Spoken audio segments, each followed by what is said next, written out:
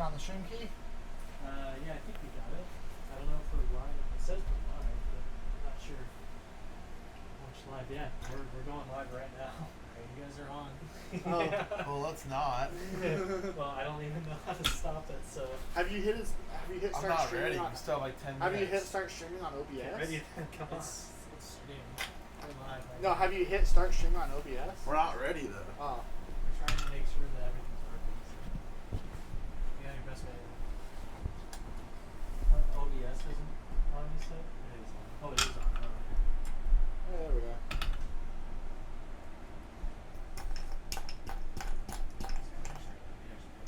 Ice cubes are so stupid. It's frozen. That might be alright for now. Okay. Yeah. We're just looking at Brett's crotch right now. Wait, are we not streaming anymore? No, we are. Yeah, you just can't see it. It's on the phone here. This is going to be The intro? Yeah, momentous occasion here. This is the most important part is the code red. That's what people wanted to see. Yeah. It's a good pour. Wait. Cap toss. Yeah.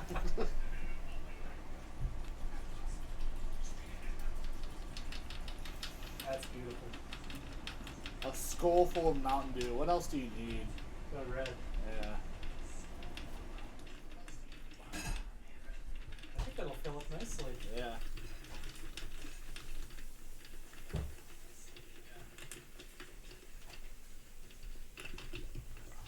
Oh, okay. Did some ASMR for people. Yeah. So we could fill it up with some Baja Blast. Yeah, I'll grab a few Bajas. Yeah.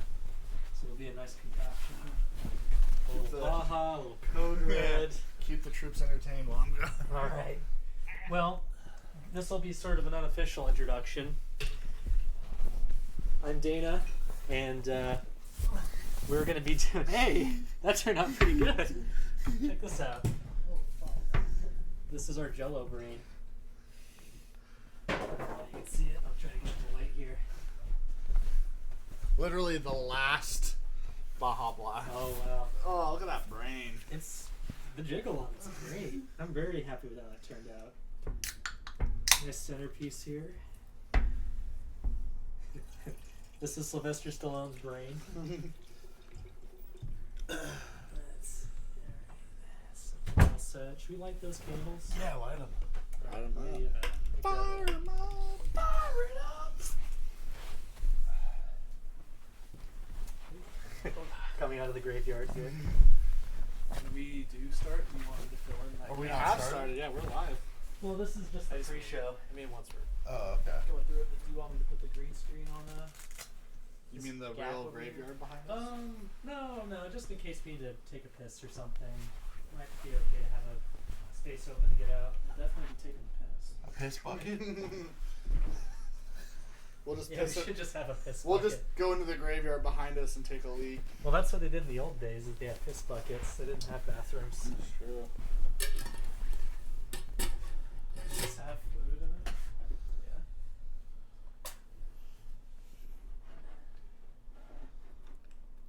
Yeah. Are you gonna pour yourself a little Baja? I used the last Baja Blast for the skull. Yeah, the color looks pretty good. Last period or last cold? Last period. What? You already went through your how many cases? 4. Very nice. Does this not work? Is this not designed to work or? I think it's designed to work. I think you just have to up. give it a I little did. love. Wow, Maybe that's a- a very weak tap. Ice cube button. Looks like they're all at the top. Yeah. Well, this way you can really portion control. I hate portion control. I suck at it. I know. It smells like a Code Red. With subtle hints of Baja. Yeah, with a very slight. They didn't give a full blast of Baja for this one. It was just a small blast. This is a good year, though. Mm-hmm. It tastes like a 2019. This is a pre-show? Yeah, we're going to start officially at 8. But right now, this is our little hangout session. Oh, Yeah, we're cool. still trying to set shit up. Yeah. Would you mind if I had the book for the stage directions, and maybe you guys can do phones? Mhm. Okay. Where did you send that? I sent Just it text, to right? text. Yeah. Did you get a copy? Was it of a the group? script, Andy? You did. Okay. Was it in the It's, group yeah, chat? the group. It should be the 4 of us in the group chat. And let's get the wine opened up too. Red wine. We did some research and found out that this is the brand that Edgar Allan Poe drank himself. Apothic? The Apothic Dark Red Blend, California, 2017. So, in honor of Mr. Poe and Mr. Stallone. Should go on the other side of the table. Am I blocking? Be a better view here. No, I just mean like from behind to face them. What do I do? I'm so confused. Just be right here. Like this? Yeah. Like this? Yes. Like this? Okay. Perfect. What is the deal with this thing? I just Really want having trouble with I that. just want some Code Red. I've been thinking about it all day. Oh, look at that cork. That's a sweet cork. That's a nice Cork toss. Do a cork toss. Yeah, I'm gonna do a cork toss. Ready? That was a good cork That toss. was a good cork toss. All right, let's get some wine. Oh, that looks like deep red. Thank you for tuning in for the audience, Mr. Thank Milan. Thank you. Our lead actor for today, Mr. Felix Milan, playing the role of Edgar Allan Poe as Sylvester Stallone. One of the many roles he was born to play. Mr. Andy Moe. I'm gonna go ahead and set this at the end of the table for you. There we go. I had to unscrew the top of the lid to let some air flow. Oh, that okay. makes sense. Yeah. Dear science. Dear science. Dear science. It's on TV on the radio. Very good. Oh, God. Fog, I almost forgot. That scared me.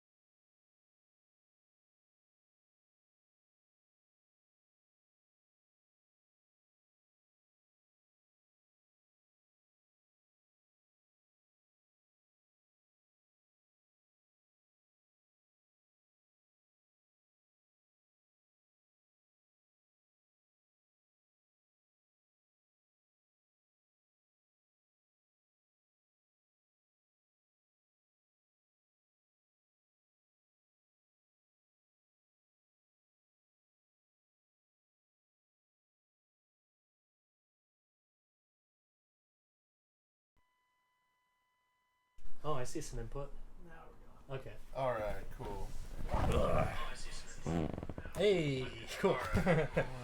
Well, I think we're back on track right at 8 o'clock. So Perfect. I think this is a good time to Cool. start. So, welcome. This is kind of a first time thing for us. We're going to be doing a live reading of this screenplay. It is Poe by Sylvester Stallone. A little background on this. This is a screenplay that Sylvester Stallone has been working on since the 1970s. This was a passion project for him. He basically kind of had this kindred spiritual creators thing with Edgar Allan Poe, where he really drew a lot of inspiration from his work and related to him quite a bit. So this is sort of his passion project of paying tribute to one of his main inspirations as an artist. And he's been working on it for a long time. This particular draft is from 2003, and we got a hold of a copy. I've never read it. I don't think anyone here has read it. No. So we're just going to kind of do a little cold reading. We don't know exactly what we're in for, but we're pretty excited. Yeah, I have high hopes because if this is a passion project for Stallone, who we're all big fans of, like, he's a good writer. Like, I think people who even don't care for Stallone will admit, like, he's a halfway decent writer. So, like, if this is something he's been passionate of for more than, like, 3 decades, I'm sure it's at least going to be interesting. Yeah, I'm looking forward to this. Well, let's get into it. Yeah. So, Andy, are you going to join us on the... Let's bring in some fog. We need more fog. You wanna Andy go doesn't, check Andy out? doesn't think there's enough fog in the room. There we go. There we go. Now the atmosphere is set. Yeah. All right, let's get this going, huh? Yeah, let's do it. So, a quick introduction. I'm Dana. I'll be reading the stage directions, camera directions, maybe playing a few characters. We haven't really formally assigned characters except for one. My name is Felix Milan. I've been cast as Edgar Allan Poe. So I am going to read Poe. Look at him, he just transformed into character. Just one piece of costume. Is all Yeah, it took. I'm really excited. I know about you all. Yeah, I'm Brett Bynum. I'm gonna read whoever. Yeah, We're just gonna kind of assault. I fucking knew Yes. it, dude. I fucking knew it. God damn it. I got the other one. You're looking at some shit over here. Smoke alarm's going off. Wave some it, Brett. tape You over gotta it. wave it. Put some tape over it. Dana, there's painter's tape in that second drawer in the kitchen. I think this one shut off. Can you not take them off the wall? Okay. I mean, we could take the battery out. Is that the one in my room going off or what? You have one in your room. You have one in probably your not. room? I'd probably die if there was a fire in there. Alright, well, it's pretty foggy in here. All right, let's just start reading. It's Here. gonna go off again, though. Here, now this is what we're gonna do. I'm just gonna put them in my room for now. Okay. Okay, smart. I really hope we don't die. No, this stuff's not toxic. Where's Where that are? one? Oh, that one's up there. Ah! Where? Oh. Just take it off the wall.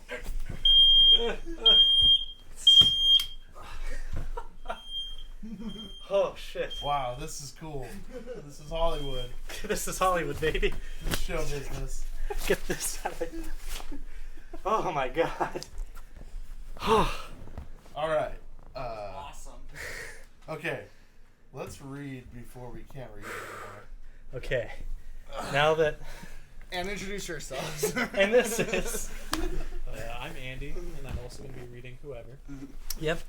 We'll just... gotta calm down a little bit. We're just gonna be randomly assigning roles as we come across them, so we don't really know how many characters there are, but we'll try to make things evenly distributed and fair. We'll try to keep track of who's who. And just so everyone knows that we only have one physical copy of the script, which I'll be holding here. So everyone's looking down at their phones, but they're not texting and shit. They're in character. We just have it in I'm texting. we just have it in PDF form. So, all right. So we begin. Poe by Sylvester Stallone. This draft, August 2003. Exterior, graveyard, present day, Baltimore. It is 3:30 a.m. and a huge pale moon glows over the city on this bitterly cold night. As the wind swirls around the surrounding trees, a slight man in a hooded jacket meanders through the tombstones, finally arriving at his destination. The hooded man glances down until his shadowed eyes come to rest on a weathered tombstone, upon which is etched the name Edgar Allan Poe. Spoilers. Great. Delicately putting a gloved hand on the tombstone as if feeling for a sign of life, bowing his head, he gingerly places a half-empty bottle of Martel cognac on the grave. The ominous rumble of distant thunder is heard. We cut to the past. Exterior, covered bridge. The year is 1833. Night. Thunder rips the sky apart as hellish rain pounds away at the foggy night. A covered bridge stands in the distance as water rushes dangerously beneath its trestles. A black thoroughbred with bulging veins stretched over heaving muscles surges through the night. The violent animal's eyes are nearly white in anticipation. Overhead, thunderclouds boil as the beast's hooves pound furiously on the flooded roadway.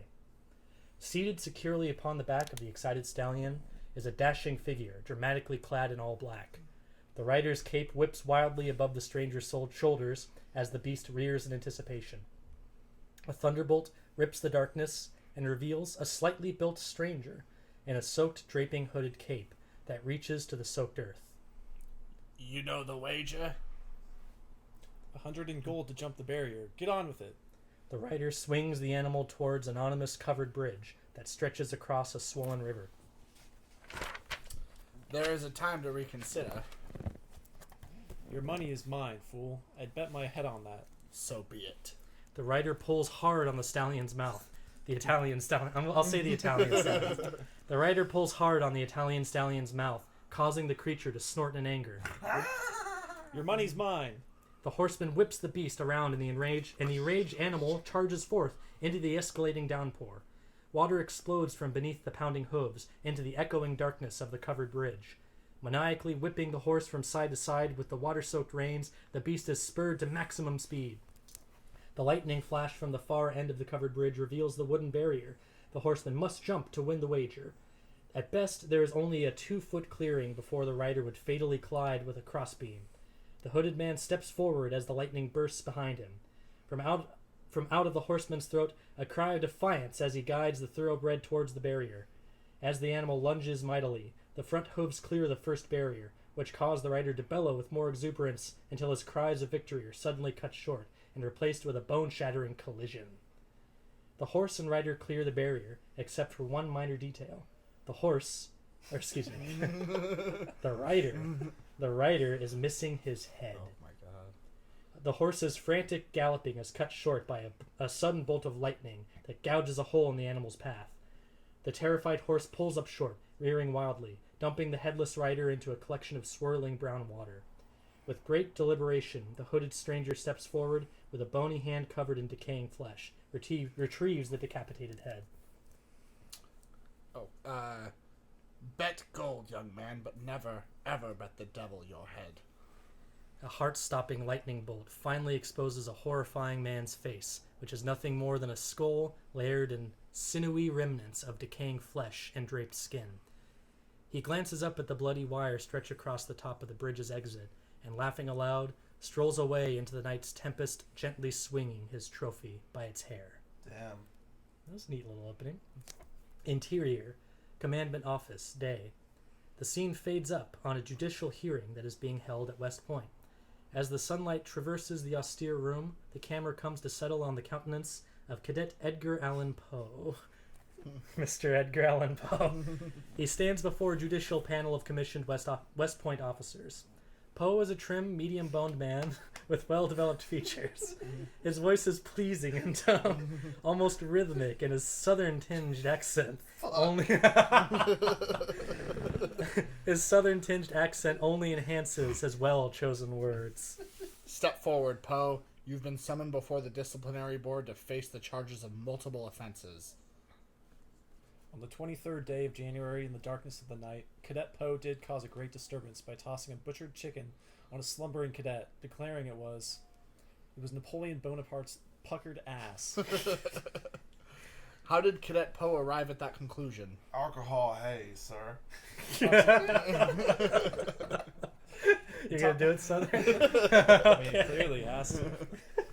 Intoxication is noted. I I see. How do you plead?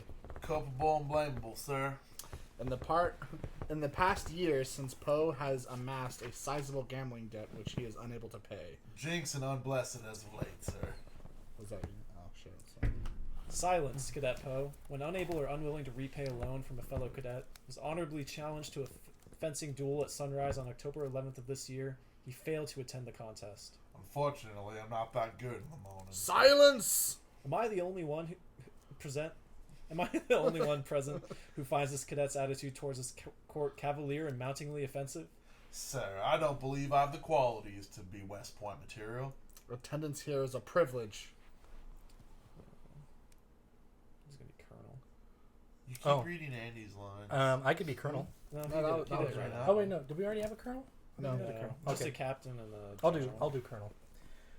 With the court's permission, in lieu of Cadet Poe's outstanding performance in the United States military prior to his arrival at West Point, in the capacity of a sergeant major, he performed his duties with merit. While at the establishment, Poe's academic studies have been sterling, with superior abilities evident in creative writing and a fluency in Greek, Latin, French, and German. Considering his performance in other areas, perhaps a stern reprimanding with a suspended sentence would be in order. Sir, Yes, Cadet? the wool uniform? What of it? Sir, I've never been able to withstand wool for long periods of time. Really? I see. His uniform itches? Apparently, General. Certainly a sound reason for terminating one's education in one of the most prestigious institutions in the nation. If this is a lame attempt to make light of your predicament with dismissive drollery, I only see failure ahead for you, Cadet. How do you respond? Truthfully, rather than wake each morning by a ditty played on bugle and saluting people such as yourself, sir, with stars on their shoulders, I prefer to chase a star on my own. So be it. Exterior, Richmond, Virginia. Front Street, day. Richmond, Virginia. Why does that sound like... I feel like we have some kind of tie there, but I could be wrong. Now, out of his uniform, Poe cuts a rather romantic figure as the hungry young artist. The sky above is dark, and Poe seems oblivious to the light mist. Arriving at a comfortable dwelling, he opens the gate and bounds up the 4 stairs that lead to the humble home. He knocks, and a man about Poe's age answers. He is Barrett Shelton, a weed-thin, pompous landowner, and a dramatic contrast to the man standing before him. I know who you are. And who are you? I heard you were coming. Shall we try this again? Who are you? You have no further business here, so why don't you leave? I've never struck anyone before noon. Today may be the exception. I take that as a threat. Poe angles his way past the non-threatening figure and cranes his head just beyond the doorway. Sarah! You're trespassing. Poe moves through the foyer and angles into the parlor. Your reputation as a vulgarian is duly warranted. Sarah! You'll be arrested if you do not leave now. That's enough from you. Is that a threat? Eddie. That's Sarah. Sarah, stay away. I'll see this through. Dana, that's gotta be you. That won't be necessary, Barrett. Sarah's parents, Mr. and Mrs. Royster, stand protectively in front of their daughter, Sarah. Sarah is a woman in her early 20s and quite beautiful, with hair neatly combed in an auburn display. Eddie. I demand that you leave this home now! Why?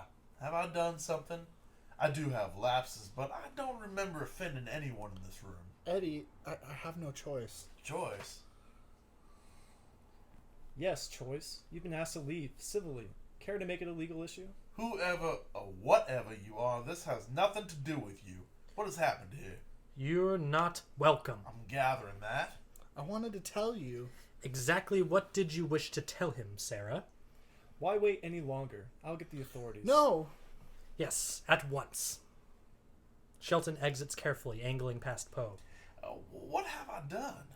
Sarah is to be married, and there's nothing more to discuss. So have a degree of decency and leave before you are arrested. Is this true? I... My husband gave you the answer. You are not wanted. That was Mrs. Royster. And Mr. Royster. The word of your conduct and dismissal from West Point only supports your stepfather's claim that you won't amount to salt or anything worth a damn for that matter. My stepfather put you up to this. He's a business associate, and I trust him, and he has stated in no uncertain terms that you will never inherit anything from his estate. So that, coupled with your rebellious attitude, makes you a poor choice for my daughter's hand, doesn't it? And that man you managed to insult is Barrett Shelton, whose family credentials are impeccable, and fortunately, he's chosen to wed our daughter, so you can move the hell on. And I thought you liked me. Never. Mother. I left West Point to come back here. To you, Sarah.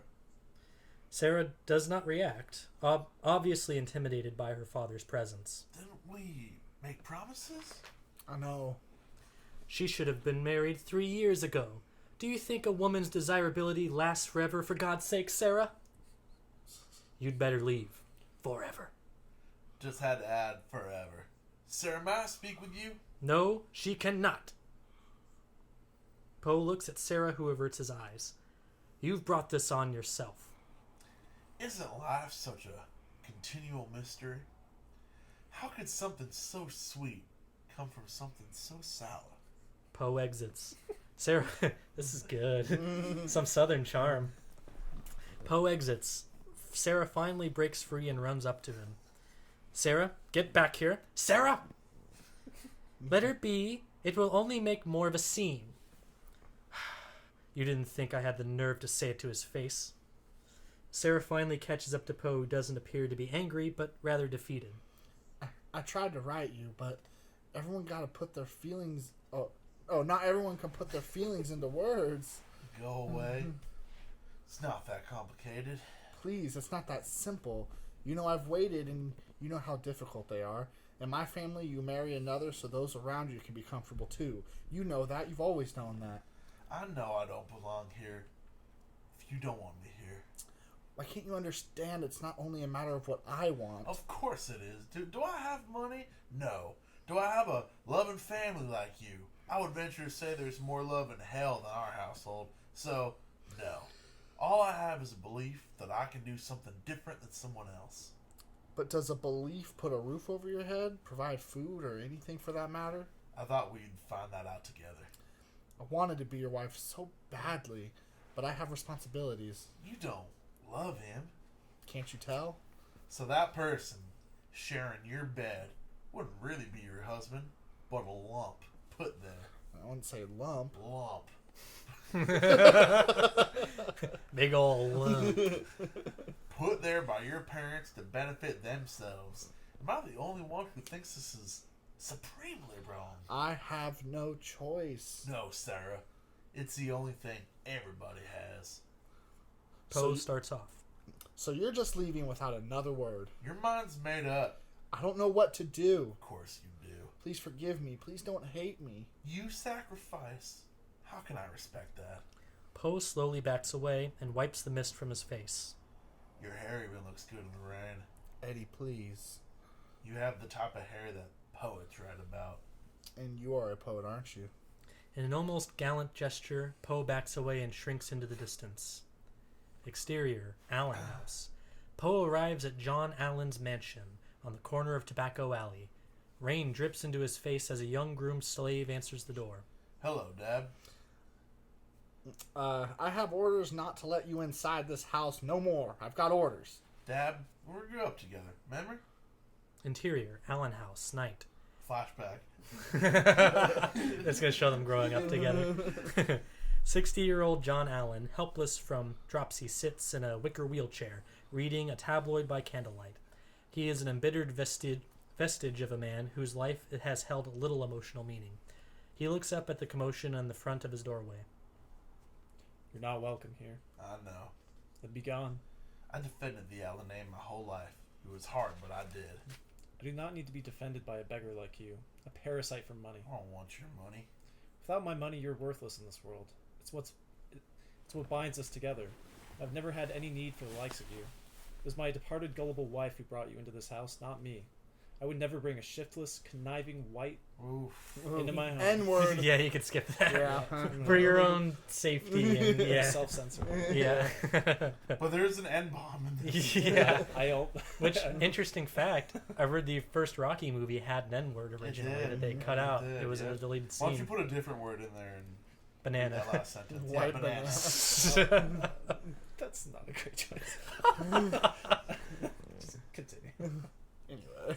Smooth transition. I said into my home. All I ever Every asked time you- there's an N-word, we should drink. Okay. Cheers. Cheers. All I ever asked you was respect. Respect, you say. You've never shown respect to me. You only covet my wealth. Very well. If you wish to have it all, you may have it eating my flesh when I die, like the parasitical, low-born son of a whore you are. Mention my mother again, I'll wheel her to the grave myself.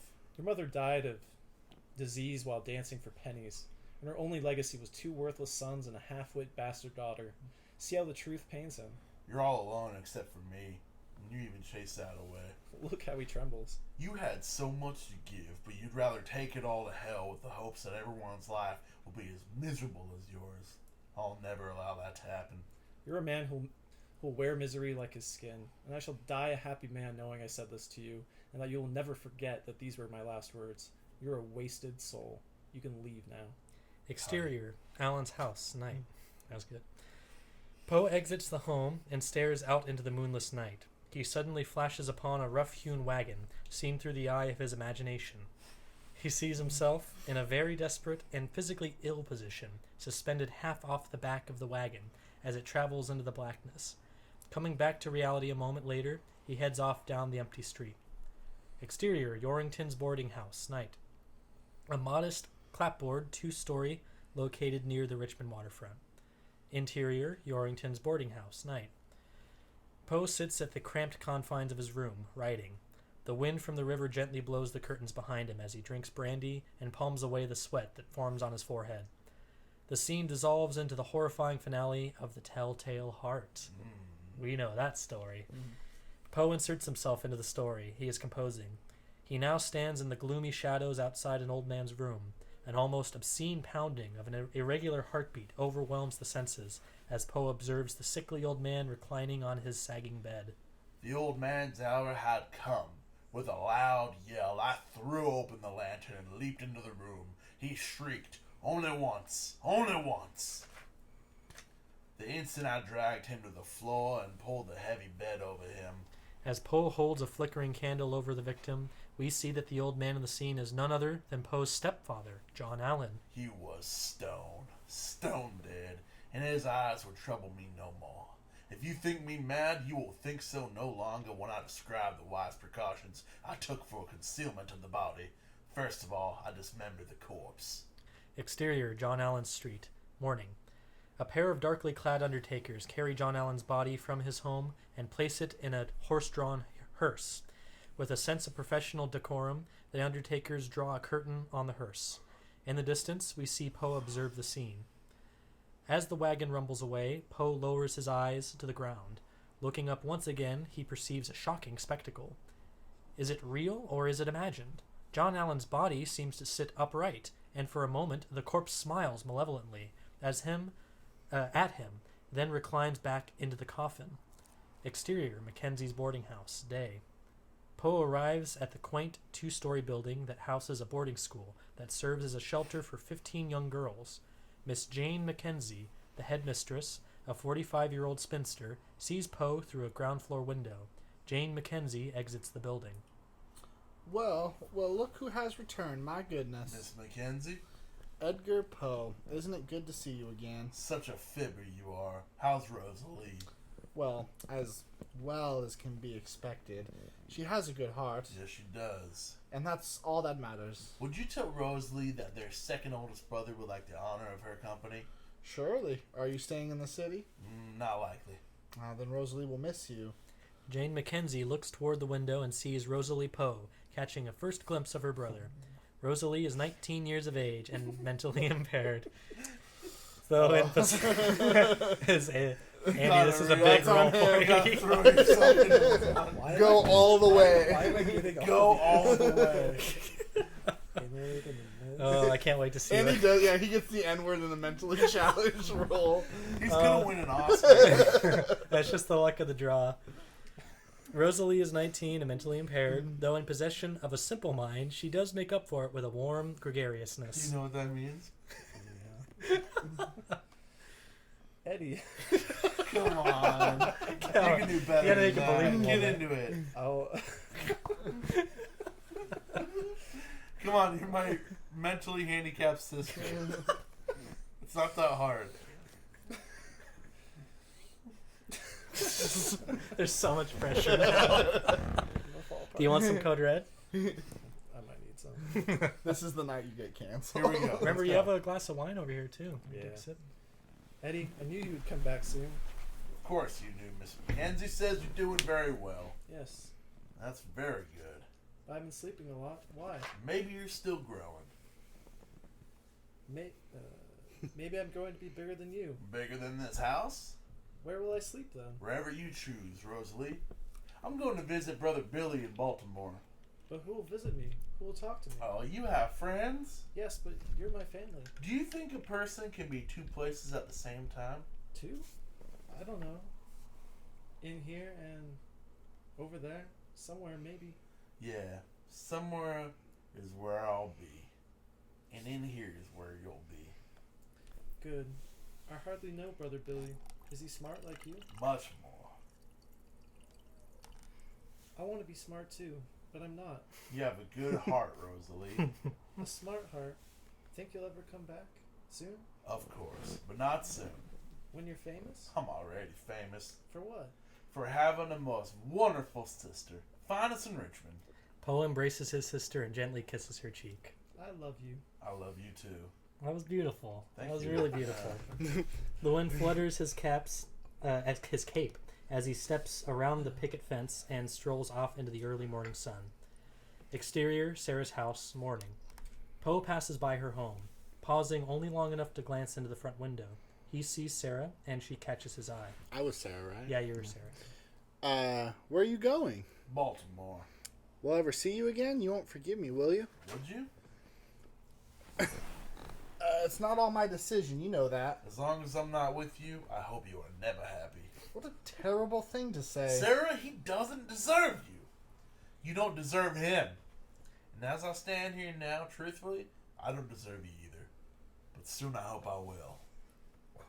What will it matter? Time will change everything. One never knows. Poe wants to respond, but can only lean forward and lightly kiss her cheek.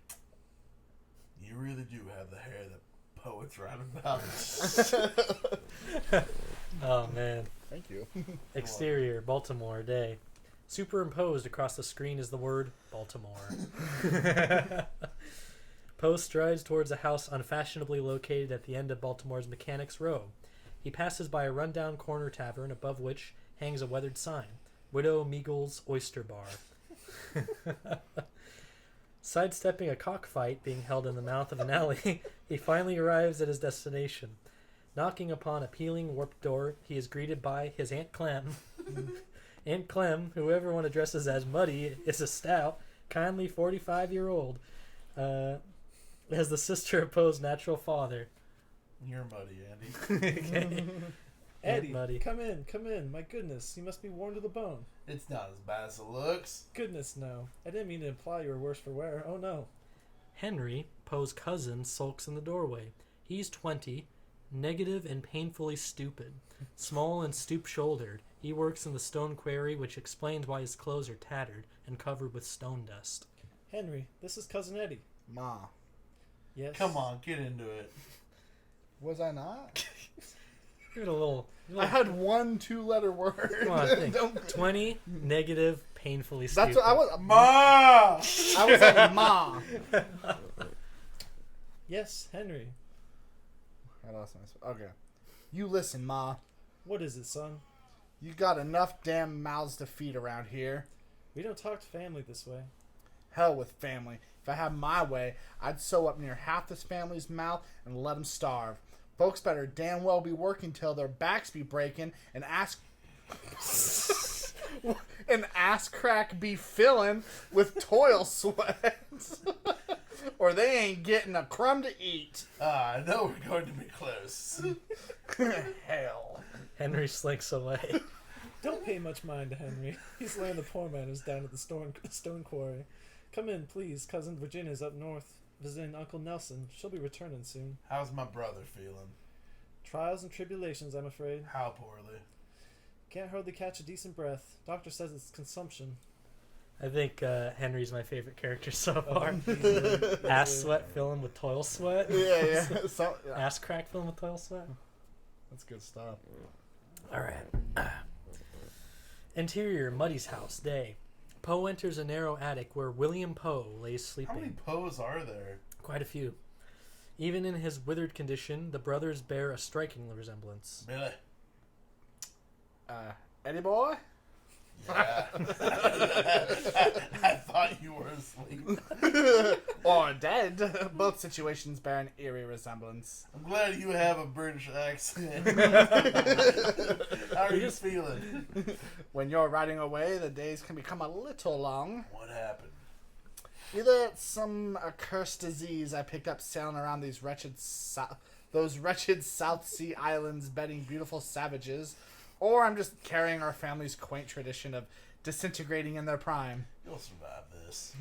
William coughs and removes a bottle of whiskey from beneath. He hacks a huge loogie. Removes a bottle of whiskey from beneath the covers. Said he without a flea-sized amount of conviction.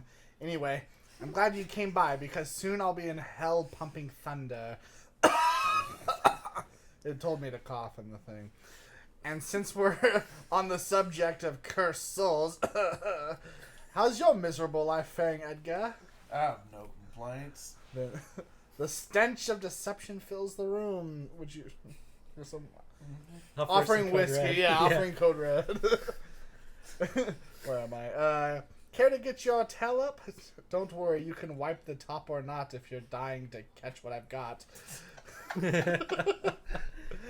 Whatever the bugger is. It keeps the weight off. William takes another swig from the bottle. Tell me about that foster father of yours. He died. Of course, he left you no It inheritance. doesn't matter. Being rich matters, brother. I don't believe that. Really? Have you heard of a beautiful young woman marrying a poor old man? Point well taken. And while on the subject of women, I'm in desperate need of one. Tall, short, hunchback, or homely enough to curdle milk.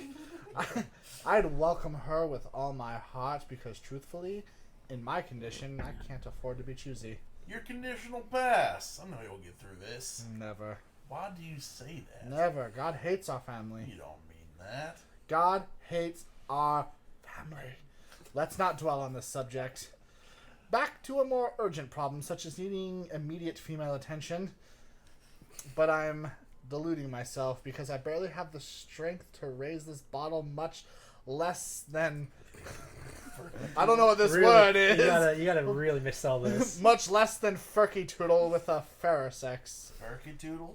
Furky Toodle, raise the red flag up the mast. Poe smiles. Furky Toodle. Furky Never heard Toodle. that before. Put the plaster on King Solomon's knob.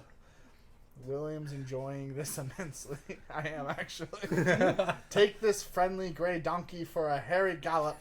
God, I love how female... What? God, I love the female I do. Even though I realize the diabolical dangers. My favorite character is now William instead of Henry. Having learned not to interrupt his brother during one of his thoughts, Poe nods and plays along. So we're brothers? Yeah, man. And I'm talking the way I... Yeah, you were born in London, Yeah. and Poe was born in Boston. Ah, the perilous pursuit of pretty paramours. Perilous, really.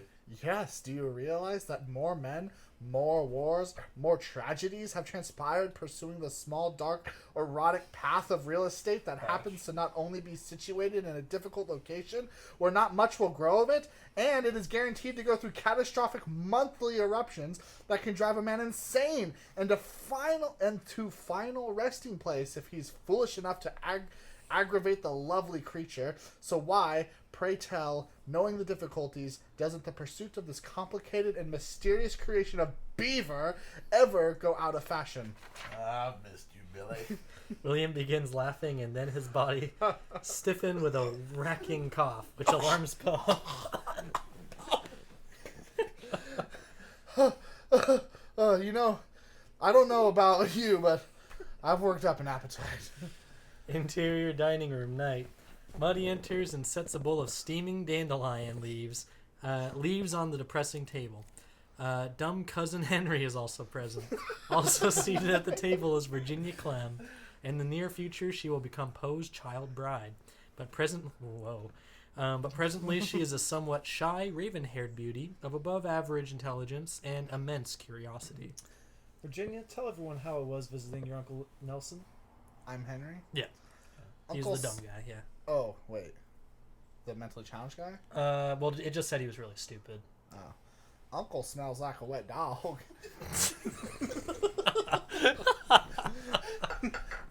Am I Virginia too, or is that you, Dana? Do we have Virginia I don't before? think we've met Virginia yet. Okay, I can do Virginia. Henry, there's nothing much to tell. Good, because we didn't care none to hear about the wet dog anyways. You must have had a good time. Not really. Just did chores and spent time with other cousins. Real exciting. Henry, would you say grace? No. No. Please. Oh, is this also me? Yeah, it is. This is the... You gotta put on your William voice now. I'm intoxicated, William. Before we give boundless praise for the steaming dish of coddled cow turds, may I say that my brother Eddie, the creature sitting to my right, is a good poet and an excellent swimmer. Who the hell cares? He won first prize at swimming 7 miles upstream against the James River. So the hell what? Ain't no big deal. Ain't it? It's hard to go back and forth. Yeah, maybe for this section. Make more distinct choices. Because it looks like you have a conversation with yourself in the next few pages. Do one of the voices. Who would you guys rather me do? William Maybe or turn Henry? this way when you're William, and turn this way when you're Henry. Do one higher. Ain't it? Considered you drown in a gob of snot, cousin. It's a prideful accomplishment. That was William. Wait, yeah. Yeah, Okay. so Henry. Henry. So the hell would you drown in what? So the hell would you drown in snot?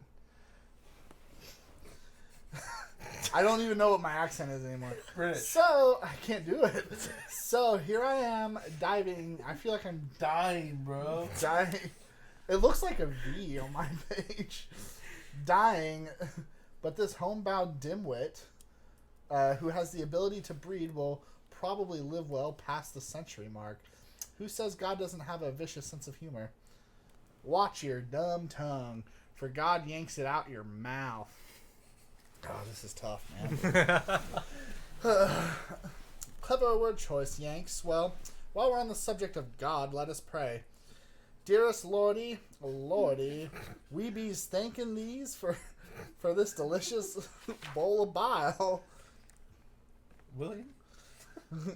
This is not meant to offend you, Aunt. You do the best you can. It's for the prankster above that I have contempt. Billy! Cousin Virginia finds all this very amusing. Apologies, amends, and self-condemnation. How's that? This weasel's always got to be tearing at the Lord. Weasel? A sick, damn weasel who deserves a cowhiding. He apologized. Who cares? What if God gets mad and down at the quarry, God figures he's going to punish somebody for mucking about with his words and just drops this rock on my neck and I die all kind of painful for his sins. God doesn't really like me, Henry, but you he adores. How the hell's he know that?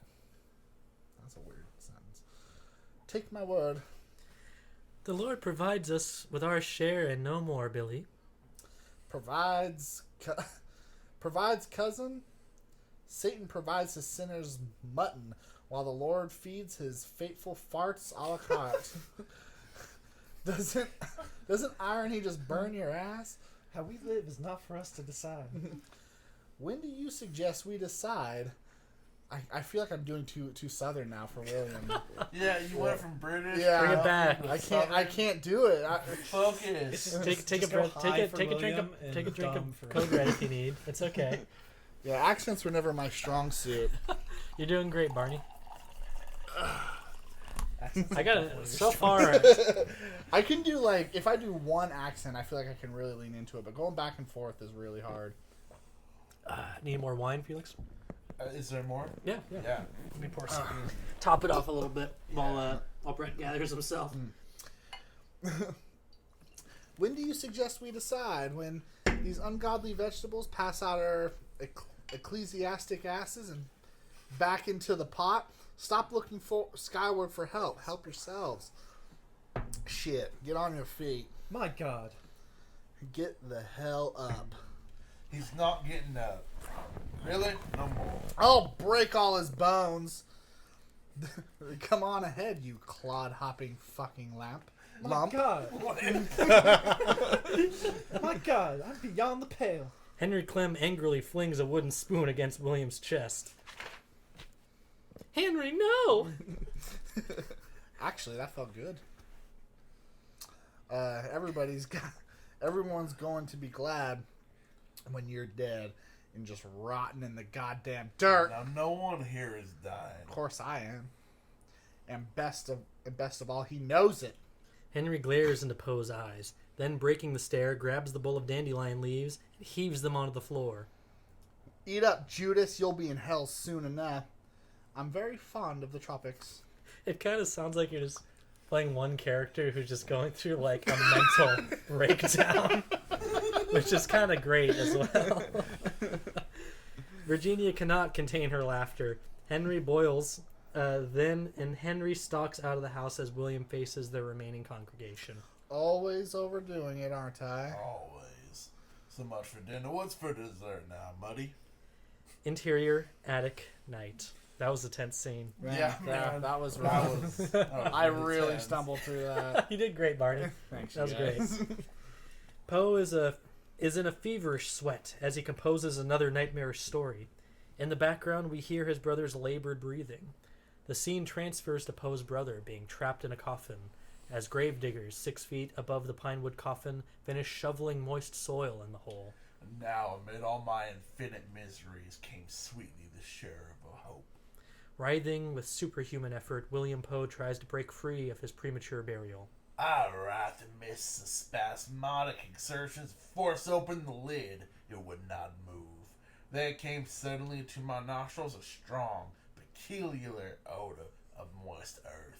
I had died among strangers, and they had buried me as a dog, nailed up in some common coffin. In a nameless grave, as this awful condition forced itself into the inner chamber of my soul, I once again struggled to cry aloud. Back to reality. William suddenly bolts upright, clutching his chest, gasping for breath. Throwing down his pen, Poe rushes to his brother. I'm here, Billy. What can I do? What can I do? The pain. The pain. Poe reaches for a brown apothecary bottle and hands it to his brother, desperately raising the bottle to his parched lips, but it's empty. Suffering insane pain, Billy heaves it aside. Poe retrieves the bottle and, reading the label, bolts from the room. He passes Virginia and Muddy. Stay with him, please! Exterior, Baltimore Street, night. Poe moves through the impoverished neighborhood until he arrives in front of a decrepit shop, above which hangs a weathered sign reading, Wilson Smith, Chemist. Interior, chemist shop, night. Poe stands in front of Wilson Smith, an old, thin druggist. The man, garbed in a shapeless flannel sleeping gown, looks at Poe with rising irritability. William's brother, are you? Be that as it may, I don't take kindly to having to leave my bed. I apologize, but he needs medicine badly. Yes, nothing like a little laudanum extracted from the finest opium to do the deed. A concoction to take away the pain of consumption. Poe reaches out for the bottle. Smith pulls it beyond his reach. I don't see your money, son. How much?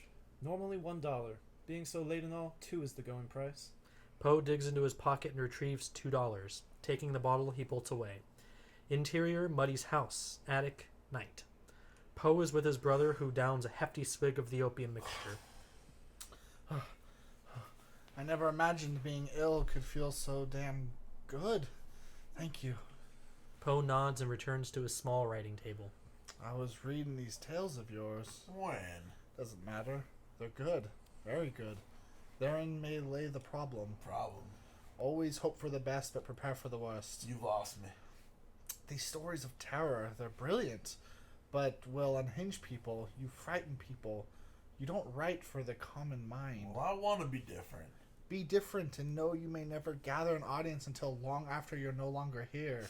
Such... Kind of heavy-handed. Yeah, a little Right bit. on the fucking nose. Such is the fate of men who dare to be different. I completely... Oh, yeah. Always trying to cheer me up. It's always like that. Few exceptions. William drinks from the medicine bottle. Is it wrong to make a promise to take life by the throat and not let go until one succeeds? No, not at all. But see, we are both suffering from a dreaded disease. Mine is obvious. Yours can be just as fatal. The name of this disease? Integrity. So be it. Yes, so be it. Exterior. Alright, let's take a quick break and refog. Okay, yeah, good I have to idea. pee, actually. So Okay. I it's also not- only have 3% battery on my phone. Okay. I'll grab a. We'll do a little charge. I'll grab a battery for him. We'll fog it up a little bit. So far, not bad. I like it so far. Yeah. It's like a family comedy. Yeah, it is really focused on the dynamic of Yeah. the dysfunction of The the Poe Poes. family. Yeah. Sounds good. It does? Cool. Yeah. I think Brett has a external battery He somewhere. said he was going to grab it. Oh, okay, excellent. So, can you imagine Sylvester Stallone making this? Kind of, yeah. I have a hard time just imagining this existing, period. It's a little strange. Even if Stallone wasn't attached to this, it would be an odd movie, I think. There hasn't really been a Edgar Allan Poe movie that I'm aware of. The Raven. Oh, Yeah. yeah. If you want to count that, yeah. That's probably so relevant. Like, I just now thought about that. I'm sure it's a nice ASMR sound, though. I think I could picture Stallone as a young Poe, like in like the 70s. I could picture him playing, but today I could really only see him. I don't know. Maybe he could play Mr. What was his name? Mr. Clutchy or something. The dad of the girl he was trying to woo. Perhaps. Maybe that could be his little director's cameo. But there's not really a role I think that would really suit him now. I can really only picture him just being behind the camera if he were to ever make it. But I'm enjoying it so far. Do you got your charge on, Animo? Yeah. Cool. Alright. I was thinking we should also point out, do you want to do a little show and tell there? So this is a pretty rare find. Back in I think 1999 or 2000, I think it was even Leica Studios from Portland. Mm-hmm. Did a commercial for Brisk Iced Tea, starring like these stop motion Rocky puppets, and only 15 of these cardboard cutouts were made, and they were mainly distributed to convenience stores on the East Coast. And I snagged one on eBay for a Christmas present for Dana. His best Christmas ever. Yeah, if you ever want to YouTube the commercial, just look up like Rocky Balboa Brisk Iced Tea. It's pretty funny, actually. I heard a story about that commercial too. That they hired a Sylvester Stallone impersonator to voice Rocky, and they showed it to the Stallone, the commercial, and he ended up being so enthused by how the commercial looked that he wanted to do the voice himself. So they completely re-recorded the guy's dialogue with Sylvester Stallone. That's awesome. So it's Stallone that you hear in the commercial, but they had to junk another guy's hard work to get it in there. Catering by Papa John's. Yeah. It was really good tonight. Thanks, Papa, for, Papa taking care of us. It was really good tonight. All right, are we ready to pick up? We're on page 34. Yeah, we're about halfway through 34. Yeah. Bottom 34. That is a good year of Code Red. Yeah. All right. Exterior, street, morning. In the heart of Baltimore, Poe is seen passing in front of an establishment, above which is a sign reading the Saturday Evening Courier. His eyes rest upon a small advertisement that states, $100 will be rewarded for the best short story. Oh shit. I have your story. Now please go. Interior, office of Saturday Evening Courier Day. Poe stands before a wispy, balding young man who presently smokes a long stem pipe while perusing a daily paper. I can see you are a busy man. May I ask you a question? Ask. I'm wondering if I enter this contest, will my story be thrown into the waste bin the moment I walk out of here? Why? Has it happened before? Definitely. You should just turn into smoke. Absolutely. Judged against the competition. Now, if you don't mind, I'm quite busy. Poe glances around the totally inactive room. Forgive the interruption. I like that. You should start talking like That's that. a very Rocky kind of line, I think. Forgive the interruption. Poe exits. Interior Mechanics Row. Muddy's home. Nightfall. Poe seems a bit worn as he approaches his aunt's home. He is called from across the street. Turning, he sees Mary Devereaux, a rather hard but attractive girl of 20. Her auburn hair is worn, as the style was then, in frizzed puffs. What's your name? Poe pauses, not sure if this brazen woman is addressing him. Are you mute? Your name is? Edgar. Any relation to the sick one who's always staring at me through the window? Yeah, he's my brother. Haven't seen him lately. He's getting tired of leering. I'm still worth a gander, don't you think? Perhaps he's found something more interesting to leer at? It is his loss. My name's Mary. You have a nice face hanging on you. That's an invitation to take me for a stroll in this evening and place my beauty alongside nature's. Oh, it's so timid? Why be coy? Maybe Edgar's thinking the lady's talking too fast, too much. Maybe he fancies a more gracious breed of woman. A wrench on one's high horse more to your liking, Edgar? Poe is transfixed by Mary's aggressiveness. Finish, Mary? Does the gentleman think I'm a whore because I've eliminated the violins and flowers? A tart because she thinks like a man? Goodbye, Mary. Poe moves away. What's wrong? Don't like women? Saving for the sugar boys, Edgar? Mary opens the door to her home. Mary's horribly intoxicated, red-nosed, wretched mother steps into view. Get inside! Inside now! If the spirit moves you, you know my whereabouts. Interior, Muddy's home, evening. Oh, wait. Muddy is fast asleep in the corner of the cramped parlor. Only a flickering candle reveals her sleeping form. On the back stoop, Virginia washes the remainder of the dinner plates as Poe stands beside her and assists with the drying. Seems like that some days these plates never stop appearing from the bottom of this water. It must be magic. That's what it must be. You never said if you're going to be staying with us much longer. No longer than any other penniless intruder would. So we'll be charmed by your company a tad longer. John? Never been accused of that. Tell me something. Are you always writing? Seems like you never stop long enough to do anything else. Hey, yo, it's a bad habit writers have. Are you making fun of A me? bit. A bit's fair. What are you doing now? There's nothing. Won't you tell me? You're really interested? Not a question mark, but it should be. Typo? It's the only thing of interest around here. I'm writing a short story about a unique murder in Paris that the authorities are unable to solve.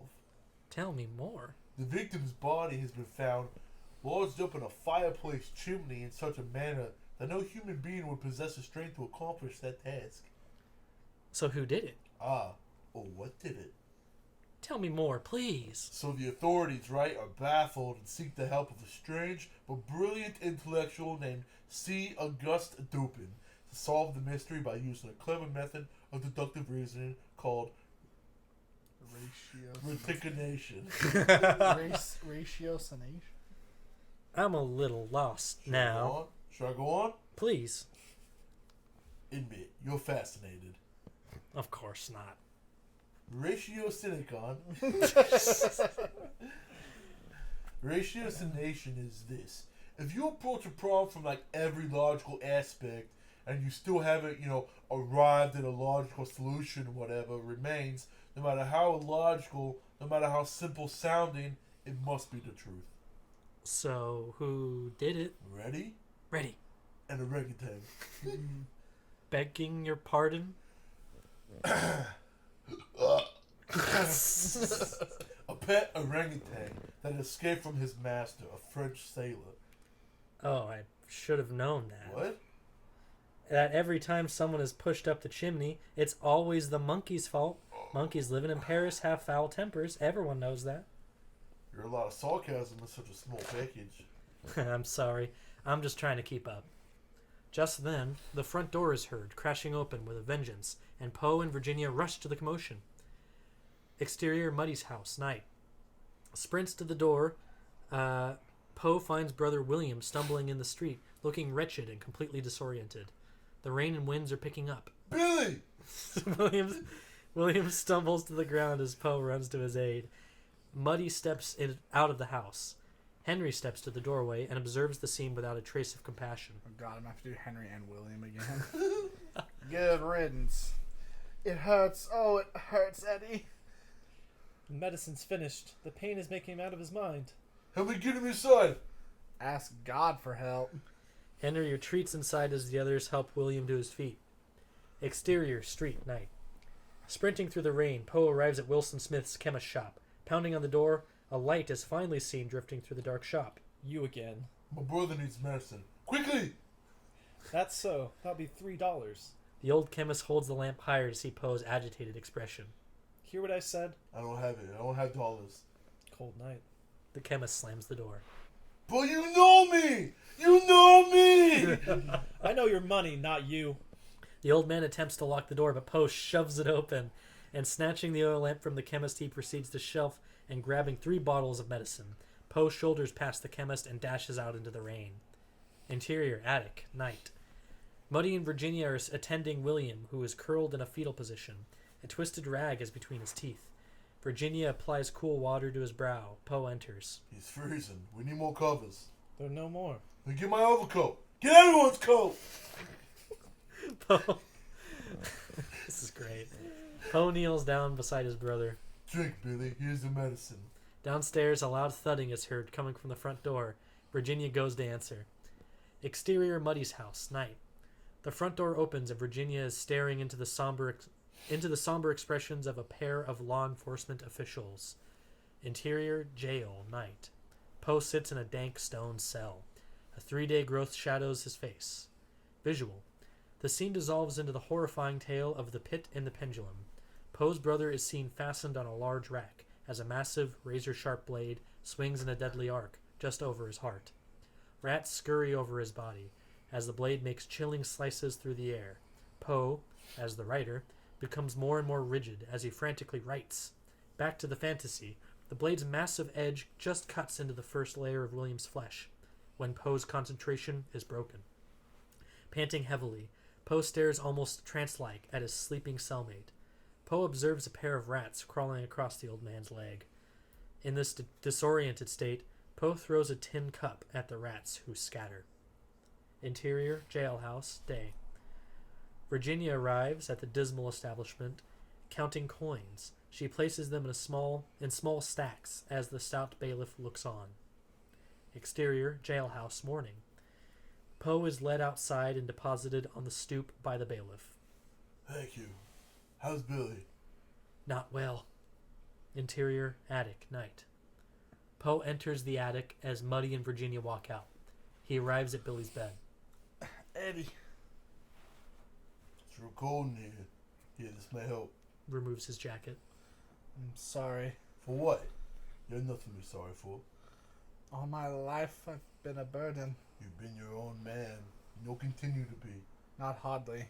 The end is near. No, it's not. Not even close. In case there is one, I should have never offended God. William grimaces and squeezes Poe's hand. Experience it with me. Experience what? Death. See it through my eyes. It's the only thing I can give you. This experience. Don't want it. It's the only thing I have left. I don't want you to leave, Billy. There's no choice. Take my hand. Fight it, Billy. I'm so tired. Be with me. I'm with you. Stay with me. I'm with you. It's near now. The light turns gray and more gray. My legs are getting colder. They're no longer part of me. My hands are cool. Laughing. I hear laughing. I see something. A mouth. Laughing silently. Oh God. I see pieces of faces. Faces I've known. Mates. Mother. She is wrapped in darkness. I can see through her like smoke. Above is an opening. Faces looking into a hole. I don't see heaven nor hell. Oh God, only blackness. My grave. My body is going. I'm above it. The trees. My body is going and I'm above it. Looking down. I see over the river, over the clouds, over it all. Poe mournfully sighs and lowers his head onto William's still chest. That was close. Christ! Poe leaps to his feet as though electrified. Are you insane? No more of these stupid damn games! No more! Please! Your sense of humor is getting out of hand! Poe pauses in mid-sentence and stares down at his brother. Billy!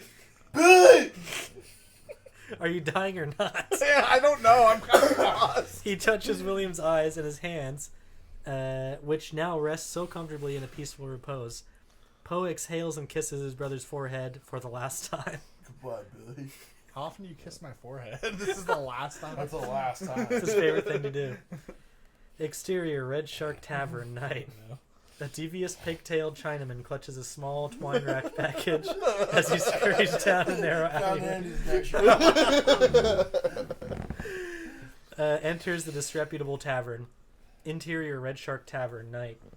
The Chinaman moves through the tavern's rowdy clientele and enters a tiny back room. Upon opening of the door, a rich haze of smoke escapes from its dark interior. Oh yeah, we need the fog. A rich haze of smoke. Let's see it. Time for a refill.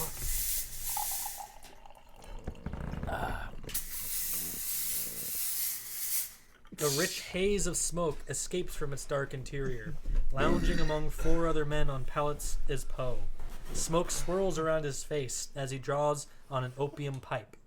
A glazed, dreamlike serenity dominates the expression. Peering into the black void of the low ceiling, he summons up the image of a beautiful, angelic figure, reminiscent of Sarah, his lost love from Richmond. Suspended on transparent angel wings through which courses rivulets of scarlet blood, the translucent vision swirls in a violet vortex. An angel's song. Be winged. Moms in the forms of God. Poe gently reaches out to touch the image. A pockmarked ruffian observes this as he swills a mouthful of rum and passes the bottle to his smaller companion. Talking to the fucking devil again. Exterior, Muddy's house, night. Stepping out of the gloom, Poe stands before Muddy's derelict home on Mechanics Row. He looks at the stark facade and his heart sinks. He imagines he hears the metallic sound of iron-rimmed wheels rolling across cobblestones. In his mind's eye, he sees the haunting shape of a rickety wagon, one that he has seen many times before in his subconscious. On the back, a man, barely conscious, resembling himself, comes into view. Poe snaps out of his foreboding nightmare vision, comes back to reality. Interior, attic, night. Poe is deeply engrossed in writing. A flickering candle reveals the glazed-over expression as he composes the famous story, Fall of the House of Usher. In the gloomy distance, perched above a desolate landscape, a gray stone mansion. The structure defines the description of sheer utter melancholy.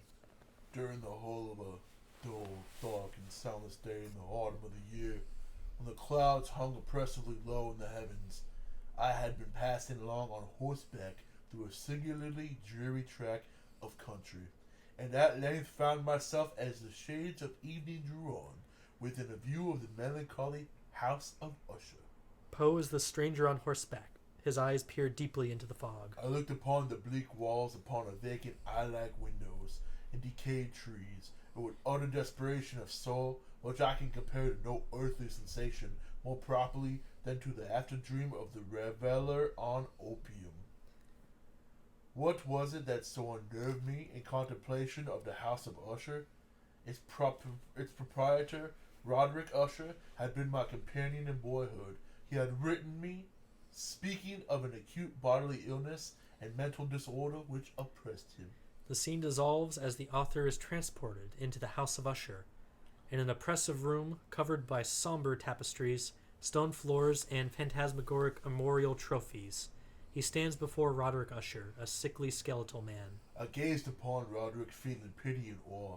Surely a man had never been so terribly altered in so brief a period as Roderick Usher. A cadaverousness of complexion, eyes large, liquid, and luminous beyond comparison. His lips were thick and very pallid. We see the haunted figure of Roderick Usher speaking to the author. His gestures are feeble and unnerving. He spoke of his mental condition, and admitted that the particular gloom which afflicted him could be traced to the severe dissolution of his tenderly beloved sister. Her death had left him the last of the ancient race of Ushers. Dissolved to.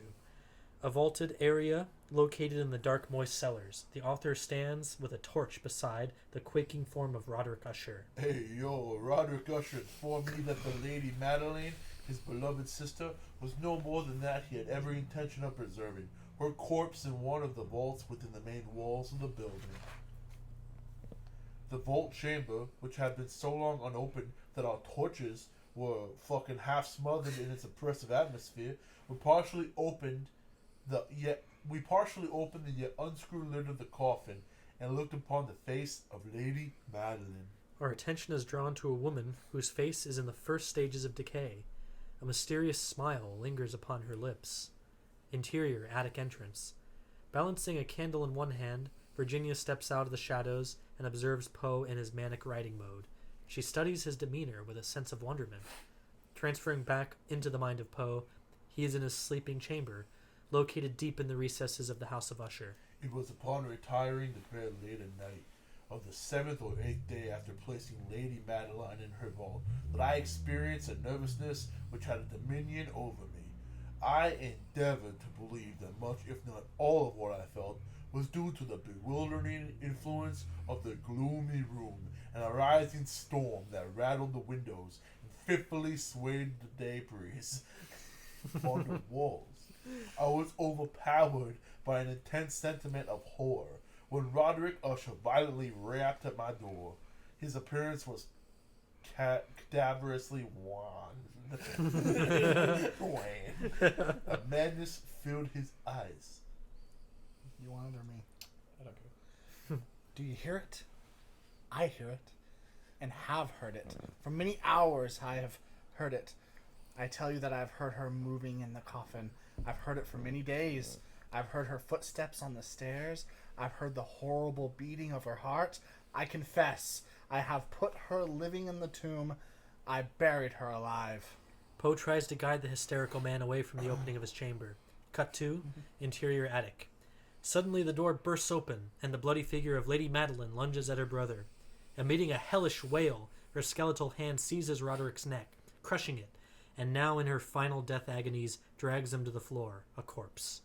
Back in the attic, and sweating profusely, Poe quickly dips his quill into the inkwell, when out of the corner of his eye he sees Virginia observing him. He leaps up. "Oh, I'm sorry, I'm very sorry." No, wait. Virginia pauses and, swallowing her own embarrassment, refaces Poe. "I didn't want to interrupt you. I'm finished. Really, I felt I should not have disturbed you." No, it was time. I've done enough work for one night. "What were you writing about?" About the House of Usher. "What's it about?" Not an orangutan. "Of course. I just wanted to see you work." Not very exciting to watch, I'm sure. "It is. Around here, everybody mostly works with their hands. What you do, it's a gift. I should go. Good night." Virginia begins to retreat, then pauses at the door where she emits a cough. You alright? "Fine. Perfectly fine. I've prattled long enough." Hey, yo, feel free to prattle whenever you like. Virginia exits the room and Poe dips his quill, takes a swig of brandy, and resumes his labors. Exterior, the understated facade of the offices of the Baltimore Saturday Visitor. The front door swings open. I'm Poe. gonna need a second. I completely fucked up. Oh, did you? Page 50. Yeah, Towards the bottom page of page 50. I dropped my phone and it. Okay. Oh, okay. Okay, I'm ready. Interior Muddy's house. Day. Oh wait, no, sorry. Exterior the understated facade of the offices of Baltimore Saturday Visitor. The front door swings open and Poe exits, a buoyancy in his step. Now at Muddy's house. Day. Muddy is presently engrossed in darning socks, while a mountain of laundry is piled at her side. Poe enters. Put that needle away. Prepare for a celebration. What happened? Your days of taking in strangers' soiled rags are over. Out back, Virginia is turning a small metal tub full of laundry over a low burning fire. Hearing the commotion, she enters. What's wrong? What could be wrong with $100? I won! Yo, Adrian, I did it! My God, what are you going to do with all that money? We're leaving. And where will we go? Philadelphia. Yo! So your brotherly love. Hey, yo. Cities where they'll be buying my stories as fast as I can spit them out. If I could be successful here, imagine how I'll do in cities 10 times the size. And I want you to come along because, like it or not, you're the only family I have. But I've been here all my life. If it doesn't work, you can always come back. You know, attempt fate or something. Or help it along. What about your brother? Mama, he'll have this house and he'll be fine. Plus the Lord watches over people like Henry. You always said that. I don't know why, but I'm scared. Why? So am I. But Mama, there's nothing here for us, really. Hey, yo, you won't regret it. Virginia smiles and manages to disguise a slight cough, which she conceals from Poe and her mother. Oh, she's sick. Yeah, she caught the bug. It all sounds lovely, and you are like a son to me. But the lapses, What? the drinking, the intemperance. Yeah, I had bad lapses losing my brother. I believe you had this problem before you arrived. Mother, please. Hey, yo, it's alright. I promise I'm done with it. My word. I believe people who learn to respect themselves will very soon find that they are respected by others. Virginia, could you leave us alone for a moment? We shouldn't have secrets. Please, only a moment. Virginia exits. If your intentions are for us to live together, to truly be a family, then I want to feel as though you mean it. I want a commitment, Eddie. A commitment? Yes, For what? for Virginia. A marriage commitment. Virginia's quite young, and I ain't no pedophile. Young marriages are acceptable, even fashionable these days. Does Virginia know about this? I know how she respects you, and you respect her. This too sudden. That's how it's written. That's how it's written. This too sudden. And if I decline, I go alone to Philadelphia, Out of all become a boxing man, you know, draw my hand in the ring against Apollo. You want to be there in ringside seat? out of all the cities he could have chosen. Of course course. you chose Philly. What year is this supposed to be taking place? 1833. Yeah, yeah. Philadelphia was around. Oh, I know, but Philadelphia. They're making cream cheese or something. Yeah, it's Philly. It's always been around. to uproot our lives, I have to know you truly care about us. Commitment proves that. I suppose it does. I know you may not have feelings for Virginia, not the marrying kind, but we all want to leave this place, Eddie. This is not living. This is working till you die. And she's all I have that's reliable on this earth. And a girl like her, with no grand family name, nor dowry to give, where would she end up? Relations are not as expected. It would be a union of convenience. Hey, yo, I need some time to think this out. Stallone's penmanship is Yeah. kind of Dude. it's really What he's slipping trying to now. say. There's a lot of spelling errors in this page. Eddie, she's not well. I know you've sensed it. How long she is for this world, I don't know. But however long, I want her to feel special and loved. That's all I ask. Exterior superimposed Philadelphia. Holy shit, we're back. We're at the steps. Yeah. Poe Oh, runs yes, up the montage. stairs of the Philadelphia Art Museum, jumping up and down as he reaches the top. Says Adrian, I did it. We see a montage of Poe entering and exiting a variety of business fronts, above which advertise the names of local magazines. Throughout this barrage of rejections, Poe is seen at home writing under incredible duress. A nearly extinguished candle is the only light that pervades the room and casts a delicate glow on Virginia, who sits in the shadows watching her husband go through the frustrating mechanics of trying to compose. Poe is about to enter the offices of the Alexander Weekly when his attention is drawn across the street to a tavern advertising Frank Johnson's famous brass band with music filling his... Yeah. Another N-word. Let's drink every time there's an N-word. Well, yeah. That way, we're doing something other than saying the. I need to top off. Music filling his head, The he wine's crosses. How much of a wine drinker? Oh wait, did you want to top off of the Code Red or the Yeah, wine? No. the wine's gone. Why is the wine always gone? Interior tavern. Poe stands beside the bar. His unkempt hair frames a pair of eyes that could be described as piercing and uncompromising. For the moon never. Enough. The tavern is occupied by 15 derelicts, 3/4 of which ignore Poe. The brass band is sitting silent while Poe continues to recite. Patience is appreciated. Piss off. For the moon never beams without bringing me dreams of the beautiful Annabelle. Piss Lee. off. The stars never rise, but I see the bright eyes. What? Bright thighs? Oh, We've heard enough from you. Here. Holds out several coins. Poe steps forward to the patron. Since the tavern is situated in a basement, the only light present is that which emanates from candles, which cause shadows to dance across the patron's face. Poe accepts the coins. You tried our fucking patience, so here, drink with us. time ago. Bosch? Like Boss, but she's drunk. Bosch, sit, have a tumbler. Wait, this is a woman. Whatever. I ain't the same as these muzzy goat heads. I like all your words. Next visit, I promise. Poe eyes the amber liquid hungrily. Poe's turn and with great reluctance grabs his threadbare overcoat and exits. Exterior tavern, night. The streets are quite empty as the evening gloom has settled in. Lingering on the street's edge, Poe imagines a wagon, a dilapidated wagon. The wagon he has seen before in his waking nightmarish dreams. On the rickety object is the prostrate man whose bearing is identical to Poe's. A lamplight swinging from the rear of his wagon cast a strange pallor across the unconscious man's countenance. The imagined wagon disappears around a corner. Shaken by the visual, Poe heads off to the opposite direction. Exterior Poe's house, 11th and Locust Street. Night. As the wind blows with mounting strength, Poe approaches the dilapidated structure. Turning towards the shadows of a nearby tree, Poe sees an apparition of his foster father, John Allan, balancing his rotting flesh on 2 canes. Poe moves warily forward. Who played John Allan? I think Andy did. Were you John Allan? Okay. I think so. There is nothing more you can do for these people. Remember failure, and collapse are in your bloodline, Edgar. Like your brother who drowned in his own spew. Like your father before him. Like your whore of a mother, a victim of disease. Like a moth to a flame, Poe inches toward the vision. All you possess is either dead or dying, like your wife, who dies nightly in her bed. You're cursed, Edgar, a wasted soul.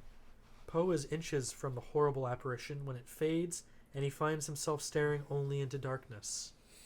Interior, Poe's home, night. Poe stands beside his bed looking down at the delicate form of Virginia. Her skin is ghostly pale. The silence is broken by a wet cough, and Virginia shifts onto her side, continuing her restless slumber. Poe slumps against the wall as his dejected outline is traced by the moonlight, filtering through a single distorted bedroom window. Exterior, Locust Street, morning. Several horse-drawn carts and workers amble by the impoverished residence as the front door opens. Virginia steps into view. Where shall I say you've gone? I don't know. To meet a friend. Say that. We've yet to make any friends, so we won't believe it. Then say I went for a stroll. I know what you're up to. Please. Think of something... Oh, wait. Sorry, that's you. That's weird. Think of something to tell him. Something, so he won't worry. Virginia departs. Interior, Poe's house, morning. Muddy re-enters the house and hears a wash basin being filled in the adjoining room. Poe splashes the sleep out of his eyes and stares at his fatigued expression in a small cracked mirror. Good morning, Eddie. Poe realizes she is merely being kind. Yeah, it is a good morning, because I feel good. Yesterday was a good day. What happened? Nothing, I'm lying. That was kind of a rocky line. That's so good. Poe steps into the room and kisses his mother-in-law. He is fighting a supreme hangover. Where's Virginia? Out for a stroll. Strolling? Strolling where? She just needed some fresh air. Are you running low on ink? Shall I go to the shop? Am I running low on link? Let me think. Meaning, am I working? No, Eddie. We know you're doing your best. Am I? Here's something you'll find amusing. Most editors that read my work become very upset because they believe the tone of the work is disturbing and depraved. Imagine. And what do you say to that, or them? I say if you think these stories are so horrible, cheer up, because you only have to read them. Having these thoughts bounce around your poor head day and night. And what do they say to that? Usually get out. Poe walks to the window. He glances out without much enthusiasm. Did you know where Virginia went? Interior, Burton's Magazine, day. Virginia sits in the office of William E. Burton, editor and proprietor of Burton's Gentleman's Magazine. Burton himself is a rotund Englishman and an ex-actor of broad-faced comedy. Strange writer. He works very hard, Mr. Burton. Hopefully. Might I say you look a bit young to be doing his bidding? I know, but I'm really an old soul. Of course. How unobservant of me. Why doesn't he pop over himself? He's busy, meeting with other editors. A statement intended to what my palate says? Palate. Yes. To wet my... Oh. I feel like he misspelled that. It Maybe, looks a little I weird. think maybe... Yeah, maybe. I'll blame it on him. Damn it, Stallone. Sorry, it's pollen season again. Edgar's always told anyone who will listen that he's an admirer of your magazine, more than any others. Yes, I accept it with a tiny grain of salt. You may tell Mr. Poe he's invited to share a brandy with me at 6 tomorrow. Interior, Poe's house, day. Poe sits at his tiny writing table. He's hung a threadbare blanket over the window so only a minimal amount of light seeps through. He is feverishly writing the climax of The Black Cat. Poe envisions himself as a deranged husband who is in the dank cellar of his home, is surrounded by police. Hey, yo. Upon the 4th day the police came. They left no nook or cranny unexplored until they were thoroughly satisfied. I am prepared to depart, gentlemen. I said at last, I am delighted to have allayed your suspicions. By the by, gentlemen, this is a very well constructed house. I wrapped the walls above the very portion of the brickwork behind which stood the corpse of my wife. No sooner had reverberation of my blow sunk into the silence than was answered by a voice from within the tomb. Poe stands before the newly constructed wall. Odd angles of light emitted from primitive lanterns are the only illumination in the macabre cellar. All hear the ungodly cries coming from behind the bricks. A cry came forth, at first muffled and broken like the sobbing of a child, and then swelled into one big, long, and continuous scream, a howl, a wailing shriek, half of horror, half of triumph. Now stout arms were toiling at the wall, pulling it down, until they beheld the corpse greatly decayed and standing erect before the eyes of spectators, and there upon its head, with a red extended mouth, sat the hideous cat whose craft had seduced me into murder. Oh, foolish me, I had walled the monster up within the tomb! As though completing an act of great perseverance, he slumps in exhaustion, then as a victorious afterthought, throws his quill pen at the blanket covering the window. The quill flutters to the floor, startling a young black cat belonging to the family. Eddie? Poe's concentration is interrupted by the sound of a door opening in an adjoining room. There you are. There you are! Where were you? Are you alright? Of course, I just had a short walk. I would have gone with you. Placing his arms around her shoulder, he guides Virginia to the chair. I'm fine, really. I want to stand. I'm so tired of being on my feet. I understand. Off my feet. Look what was tucked in the door. Virginia hands over the envelope. It's from William Burton. Poe starts to read. Really? He's a publisher. What is it? Tell us. He likes my work, and there's a position open. That's wonderful. Well, I'm not so sure. Why? Well, haven't I elevated the art to poverty to perfection? Why tamper with perfection? It's about time the wolf has left our door. Virginia smiles and presses to her husband, and they embrace. Can we walk a bit? I love it outside. Hey, yo. They step outdoors. Their voices trail behind as they drift away. Did you work today? It's important not to miss a day. Because I'll never forget how it's done. You just have to... You're so good. Writing's like breathing for you, isn't it? Well, I can't sing or dance, right? Very well. I promise not to hold my breath. She laughs and then tries to stifle a cough. The coughing increases, and Poe embraces her. The coughing ceases. He guides her back in. It'll be fine. It's just the dust in the air. No, it's not. Interior Burton's Magazine Day.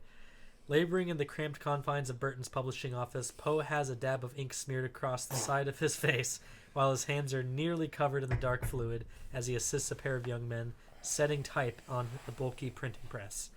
Since his employment, Poe has grown a mustache, and his expression has become strained. Poe! Poe! Annie, Scottish accent? Best Scottish accent you can do, Andy. Let's hear it. God damn. You could say Dropkick Murphys a few times if you need To get That's a into good the... primer. Yeah. That's so much pressure. Aren't they Irish, though? Yeah, are they? I thought they were Irish. There. Whatever. Yeah. Well, it's the same Billy fucking Burton's accent. coming Yeah. hard for you.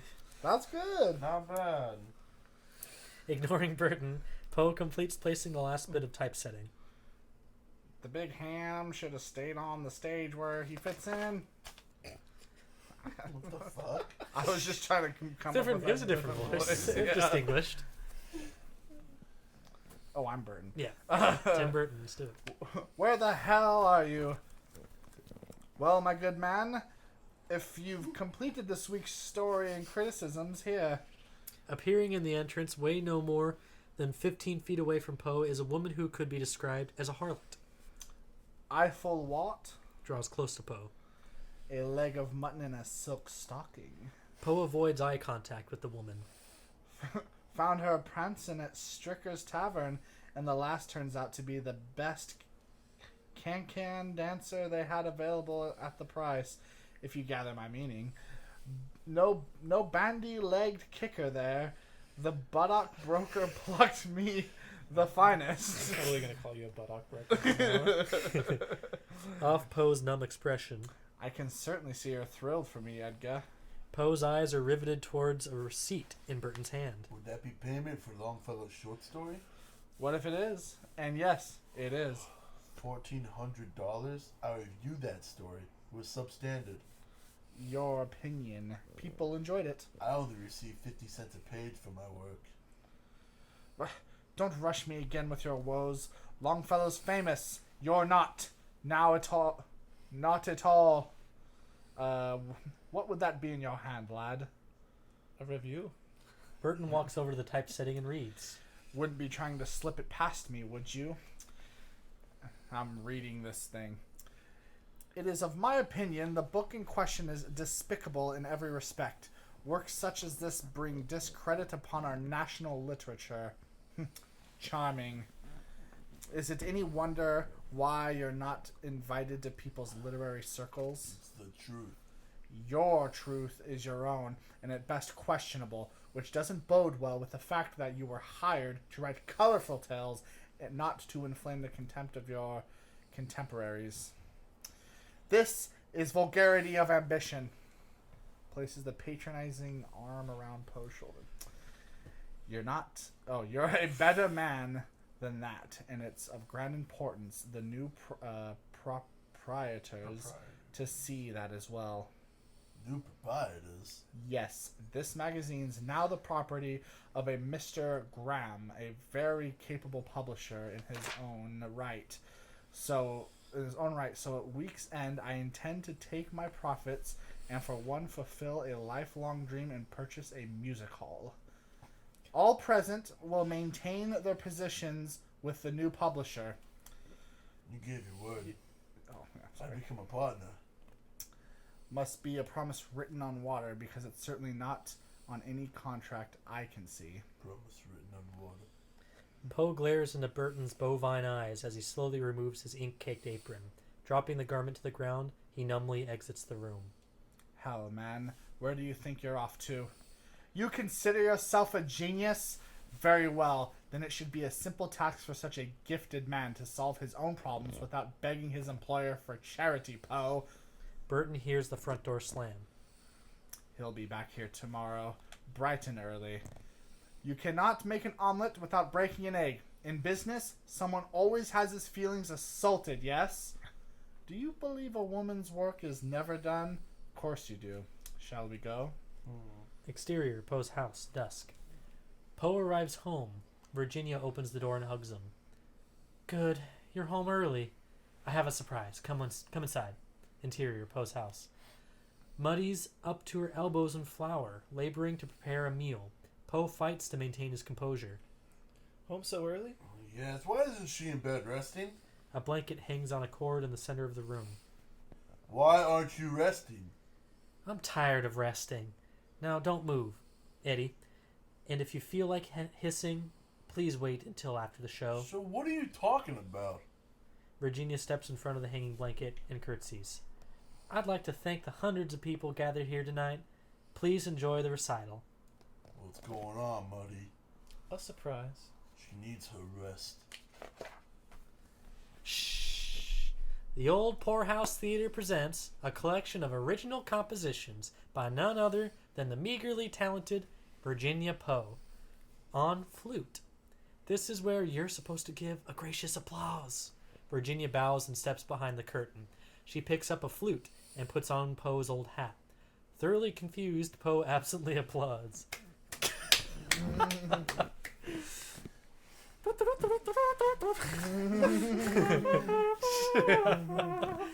There. That was not so hard, was it? Behind the curtain, she feels a cough rising in her chest and strains to muffle the sound. Succeeding in doing such, with great flair, steps in front of the curtain blanket and curtsies. Muddy applauds. Clouds of flour billow from her hands and drift in front of Poe's face. Virginia begins playing the flute. Where did you learn this? While you were at work. Poe allows himself a moment to disregard her problems and lovingly gazes at Virginia. The moon was full when he... It's supposed to be singing, but I'm not going Do it. Do it. The moon was full when he touched the... Yeah, I like that. When he touched her hand, his eyes were true, their love was grand. Words of beauty painted the nights. Virginia coughs. Poe becomes alert. It's the dust from the flower. Wait till the dust clears. It's nothing. Really. Words of beauty. Sorry. Ugh. Once again. Words of... Virginia's body is racked with heavy coughing. Poe rushes to her side. Oh, I can finish this. Please, let me, please. No. Please. Virginia is suddenly bent in half as the pain in her chest drives her to the floor. Get some water, quickly. I'm sorry. Oh, I'm sorry. Poe scoops her into his arms and rushes into the bedroom. Exterior, Poe's house, night. Several hours later, the local physician steps outdoors with Poe. Through a window situated directly behind them, we see the vague outline of Virginia being tended to by her mother. Your wife's consumptive... Is that a word? Your wife's consumptive appears to have been ill for quite a spell. And the best I can tell, she's ruptured vessels in her neck, and that never quite fully heals. So what can you do? In what manner? What can we do to help her get past this? Mr. Poe. Science? Medicine? There must be something that can be done. Just make her comfortable. Of course. Now what can be done? It's advanced, Mr. Poe. If you knew her strong spirit, she can recover. I know it. Mr. Poe, the best advice I can offer is just try to make her comfortable. If I had money? Excuse me? I don't understand. Money? If I had the money, I'm sure you'd find a cure. There is no cure. I'm sorry. The doctor moves off as Poe absently faces the window. In the background, he sees the ghostly image of his despised stepfather, John Allan, sitting vigil over ailing Virginia. John Allan's hollow eye sockets move from Virginia and mockingly stares at Poe. Interior, Poe's house, night. Poe sits at his wife's bedside. Do you know what I wish? What? To go back home. To start over. I'd like that. We'll do that real soon. Until then, I'll be staying here all the time now. You need to work. The doctor said it's just a matter of rest, so I'll stay here and work. Unless you prefer to spend some time with someone else. No, you'll do. Exterior, Poe's house, midnight. Poe goes to a small structure resembling a woodshed. Throwing open a rickety door, he removes a concealed small brown bottle of laudanum, opium derivative, and a bottle of whiskey. Swilling down both, he stares forlornly at Virginia's bedroom window. Exterior, Burton's office, night. Through a curved by window, we see a harassed bully, Burton. He is being confronted by a Mr. Graham, an astute-looking gentleman who possesses a severe countenance. Beside him is a 35-year-old, large-framed, be-whiskered writer named Rufus Griswold. Nothing was mentioned of this before. Not a thing. Not one bloody iota of a mention. Without Poe, I wouldn't consider purchasing this otherwise mediocre magazine. A circulation of 25,000 is mediocre? I think not. Keep in mind, you barely managed 2,000 subscribers during the best years. Stepping forward, Rufus assumes a body stance of righteousness in an effort to impress Mr. Graham. Someone's got to be. I'll be Rufus. Did you think Mr. Graham would be so short-sighted? I'm kind of doing Stallone. That's good. Frank Stallone. I'll do just different. You couldn't be so naive at such a mature age. Who the bloody hell are you? I'm Mr. Graham's assistant editor. If you ventured to read anything other than your own publication, you might have noted that I am. Let me repeat my name again, so it becomes lodged in your memory. Rufus Griswold, and am by many accounts considered to be an accomplished author. So highly respected in the literary circles that matter.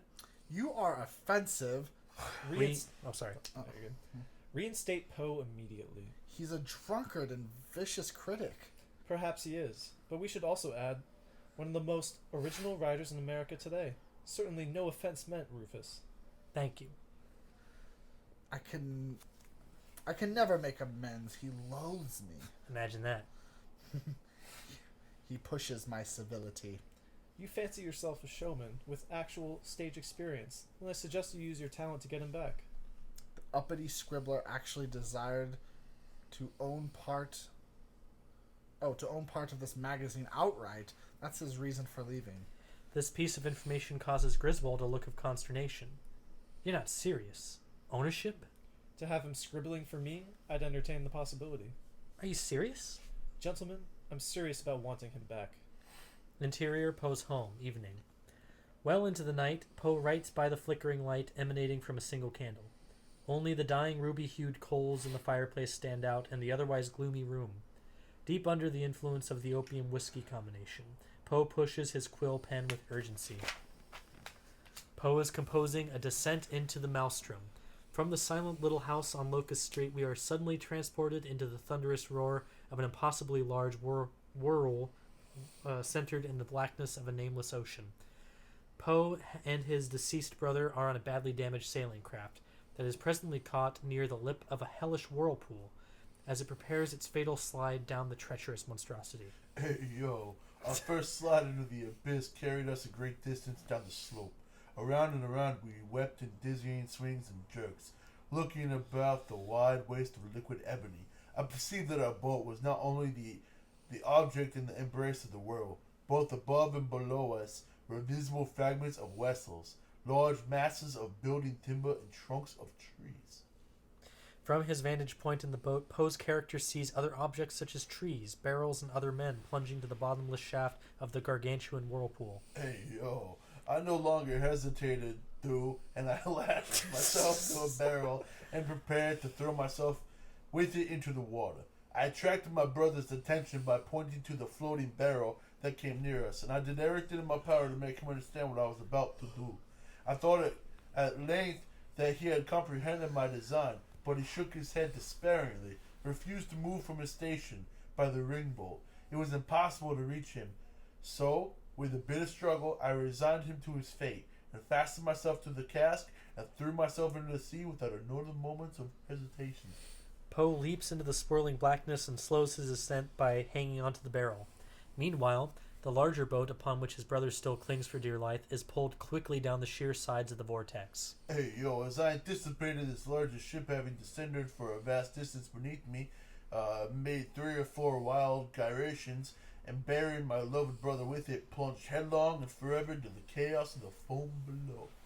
Poe's screams are silenced as he reaches in vain for his doomed brother, who disappears down the throat of the gigantic funnel. Cutting through the whirlpool's thunderous cacophony is the coughing of Poe's wife.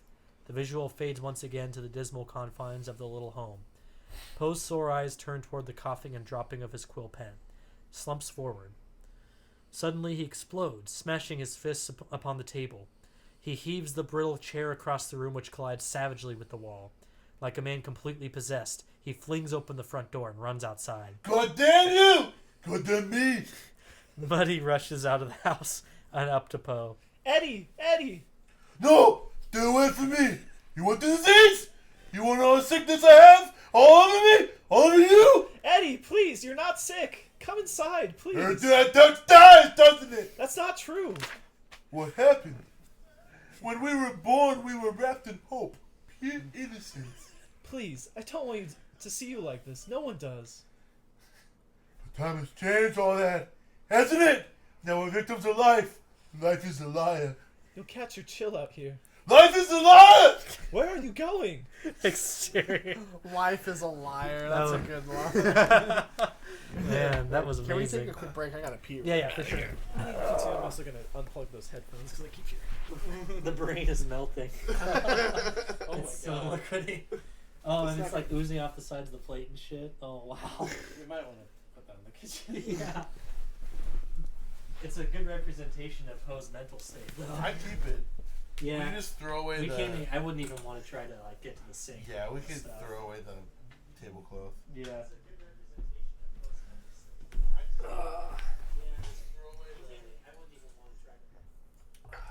I love that he had to put in a scene where it's this. Oh, the fog.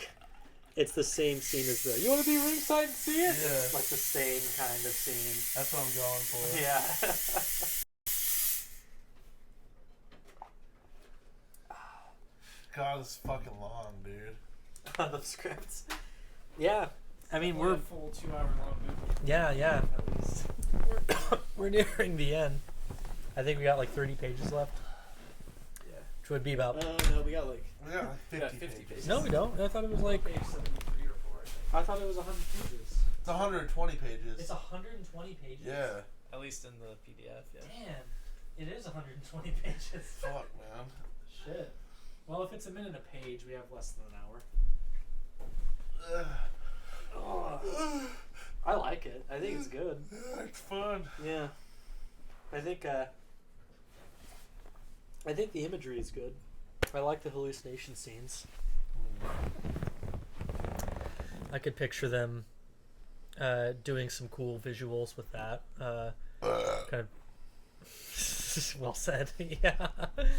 Kind of visualizing Poe's stories and inserting his real life family and friends that were close to him. Yeah. Yeah, I think it's kind of an interesting way to look at his work. I wonder how much of that is truth or confirmed that Poe would draw directly from his lifestyle, or if that's kind of Stallone making some assumptions as a writer. I mean, who knows? Yeah, I'm not really that familiar with Poe's writings to say for sure. But as somebody who knows nothing about Edgar Allan Poe, I find this all pretty interesting. Yeah, it is definitely interesting. Yeah. It's well written. I can see why Stallone would want to write about this guy, Yeah. reading it.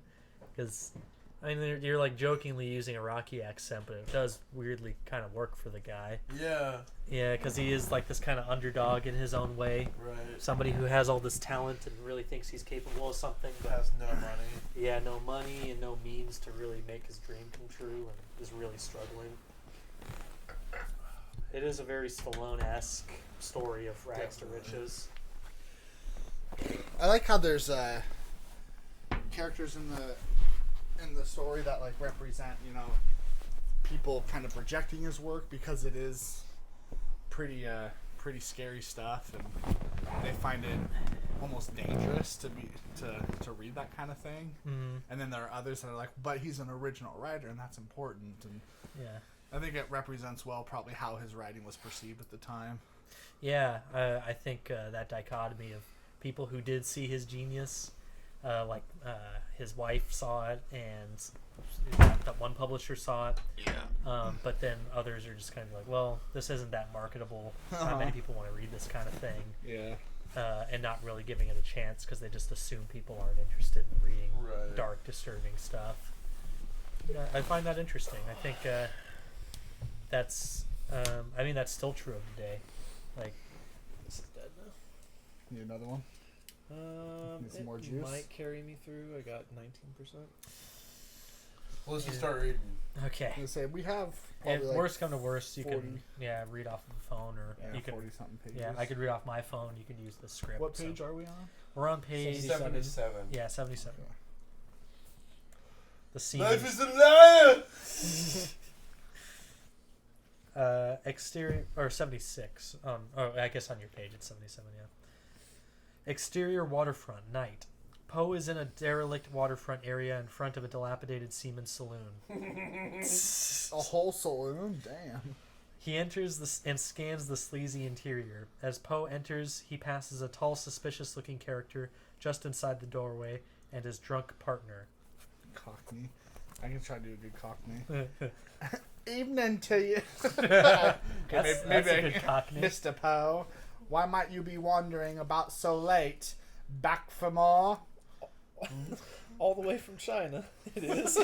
I'm not trying to do a Cockney accent. Come on. Just try. It doesn't say that he's supposed to.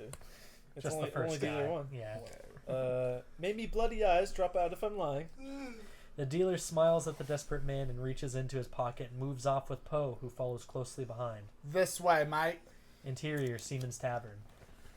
A supremely intoxicated Poe stands in front of a group comprised of whores, muggers, thieves, and assorted ne'er-do-wells. They observe the hypnotic writer as he paces near a glowing fire, rendering an excerpt from The Premature Burial. Hey, yo, I've been buried alive. Alive! My lips, parched, tongue move convulsively together in an attempt to speak with no voice issued from my lungs, which were oppressed in me as if by the weight of some incumbent mountain. I gasped. I palpitated. The tavern door opens, and Mr. Graham, followed by the assistant publisher Rufus Griswold, inconspicuously enter. Hey, yo, as this awful realization forced itself into the innocent chambers of my soul, I once again struggled to cry aloud. In this second endeavor, I succeeded. My long, wild, and continuous yell of agony resounded through the realms of the subterranean night, yet no one heard sound. Alone forever. Poe's passion cannot be understated. Even these die-hard dregs of society are taken by the writer's vocal dramatics. All this is not lost on Mr. Graham, nor Griswold. Hey, yo, even you, to those who believe they are free and alive, there are moments when the world and all of our sad humanity will assume the semblance of a hell and imagine premature burial that we our daily lives will be. But do not accept this as your reality, though thoughts must be banished, or they will devalue you. Yeah, and steal away what little beauty you have in your lives. For without beauty, without a feint of love, life will be a fate worse than death. Swallowing his pride, Poe removes a crushed hat from his cloak pocket and sets it upon a table where a few spare coins are tossed. Gathering the coins, he prepares to exit. At the entranceway, he is confronted by Mr. Graham and Griswold. Do you know who I am? So the mystery yourself. This, Mr. Graham, is the new owner of Burton's Magazine. My compliments. Mr. Graham would like to have you back at the magazine, even though we know your experiences with its former owner may have left a sour taste in your mouth.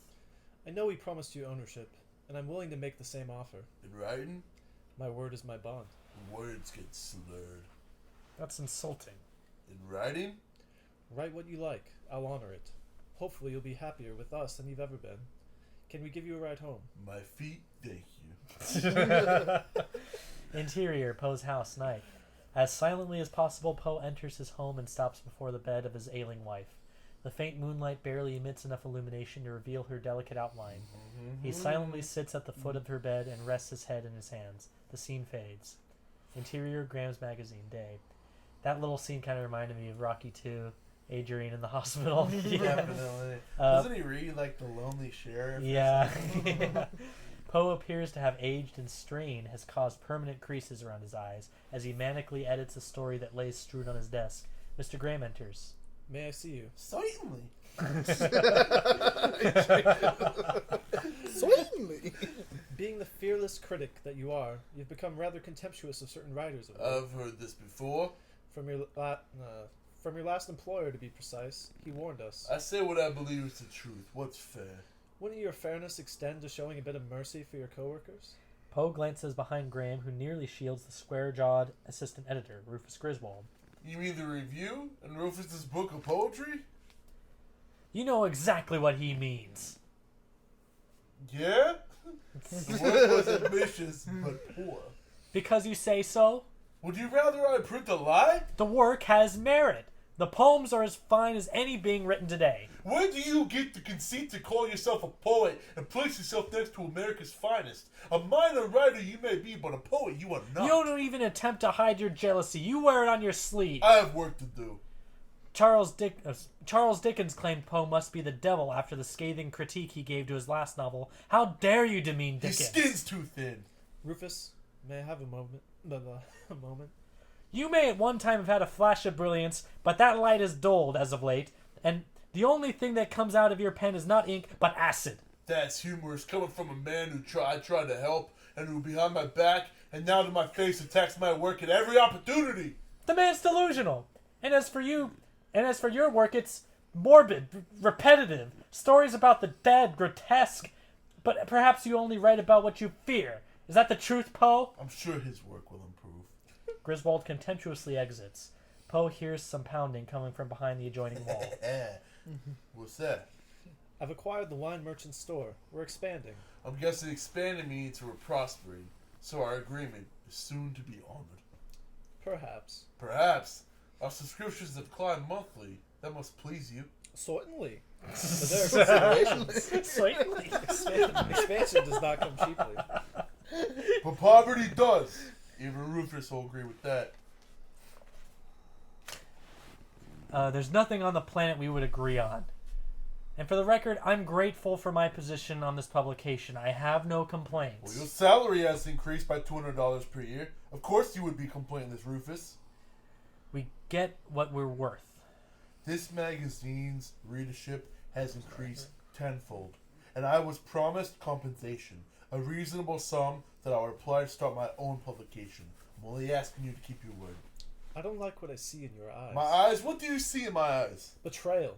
Yes, you have worked very hard, but likewise you've also done more to undermine the stature and reputation of this publication by openly waging war on every successful writer who has dared to make the unforgivable transgression of being more successful than you. I've only done what I thought would be respected by readers who wanted the truth. How people become what they are is a mystery, but you've been damaged to such a degree that your view of life has become distorted and all your truths are false. Griswold will now fill the editor's chair. Hey, yo, I work 16 hours a day without complaint. You're not well, Edgar. A lie to heal your conscience? A lie wrapped in more lies. You are not well. Closer to insane. Insane? Yeah, that must be it. I'm insane! With that long, horrible fits of sanity. Any man would have to be truly insane to subject himself to this treachery any longer. Griswold now steps forward. Perhaps because his wife ails, he believes everyone should share his feelings. Don't you bring up my wife. You've taken my career and my ability to earn a living, so you both can stop right now. Poe glares at Rufus, then grabbing his cape exits into the night. Flies off. Exterior, street night. As though being magnetically drawn to a man he worships yet abhors, Griswold follows him outside. I feel guilty, but I shouldn't. But losing a good enemy is almost as bad as losing a good friend. But it wasn't me who lost you your position. It was your own intemperance. You chose to wear the crown of drunk. I acknowledge this. You are not a gifted writer. Accept that and move on. And in your work, all the characters are cold, dead, beyond reach, like yourself. Accept that. Poe keeps up a brisk pace, letting Griswold walk behind like a jackal hell-bent on emotionally hamstringing his prey. Your subconscious fantasies are now your domain. Your thoughts are beyond your control any longer. Poe continues to stride in a strained silence. Your work is distorted by dark forces and horror you choose to call entertainment. But these dark forces that can make one's life a living hell are usually the origins of one's creativity. Is that true? Do you reside in a hell of your own making? Poe removes a flask from inside his jacket and drinks deeply. All you wanted is fame at any cost, but you know you shall never have. Poe takes another swig. Drink. That's what's been the source of your undoing, a lack of backbone and temperance. You've left your best work in the bottom of a bottle. Hey, yo, Rufus. I never wanted to hurt you. I believe deep down you always knew that. Draining the whiskey, Poe moves on into the night. Exterior Poe Street, night. Griswold continues to follow Poe home. Jesus. The chilly night air blows Poe's overcoat in an animated fashion. Griswold observes the writer conversing with some unseen being. He walks the streets in madness and melancholy, with his lips moving in indistinct curses, while with his eyes upturned like in a passionate prayer, but the prayer is never for himself, because he feels damned already. Poe is seen gesturing into the star-laced black sky. It goes without saying that harsh experiences have deprived him of all faith in man and woman, and he has no wish for the love of his species, especially himself. Griswold glances up at the window where, by candlelight, he sees the frail outline of Virginia. His wife is his foundation that is crumbling daily. She is like his exaggerated belief in himself, a necessary part of the fiction of his life. When the hour comes for her to go, he shall soon follow. Standing in the doorway is Muddy. She waves Poe in and Griswold blends into the night. Interior, Poe's house, morning. Virginia is in bed as Poe enters with her breakfast. Food consists of porridge and tea. The cat lays at her side, providing warmth. Hey, yo, good morning. Oh, I've been awake for a while. I can eat at the table. Of course you can. But why then you can have a meal served in bed?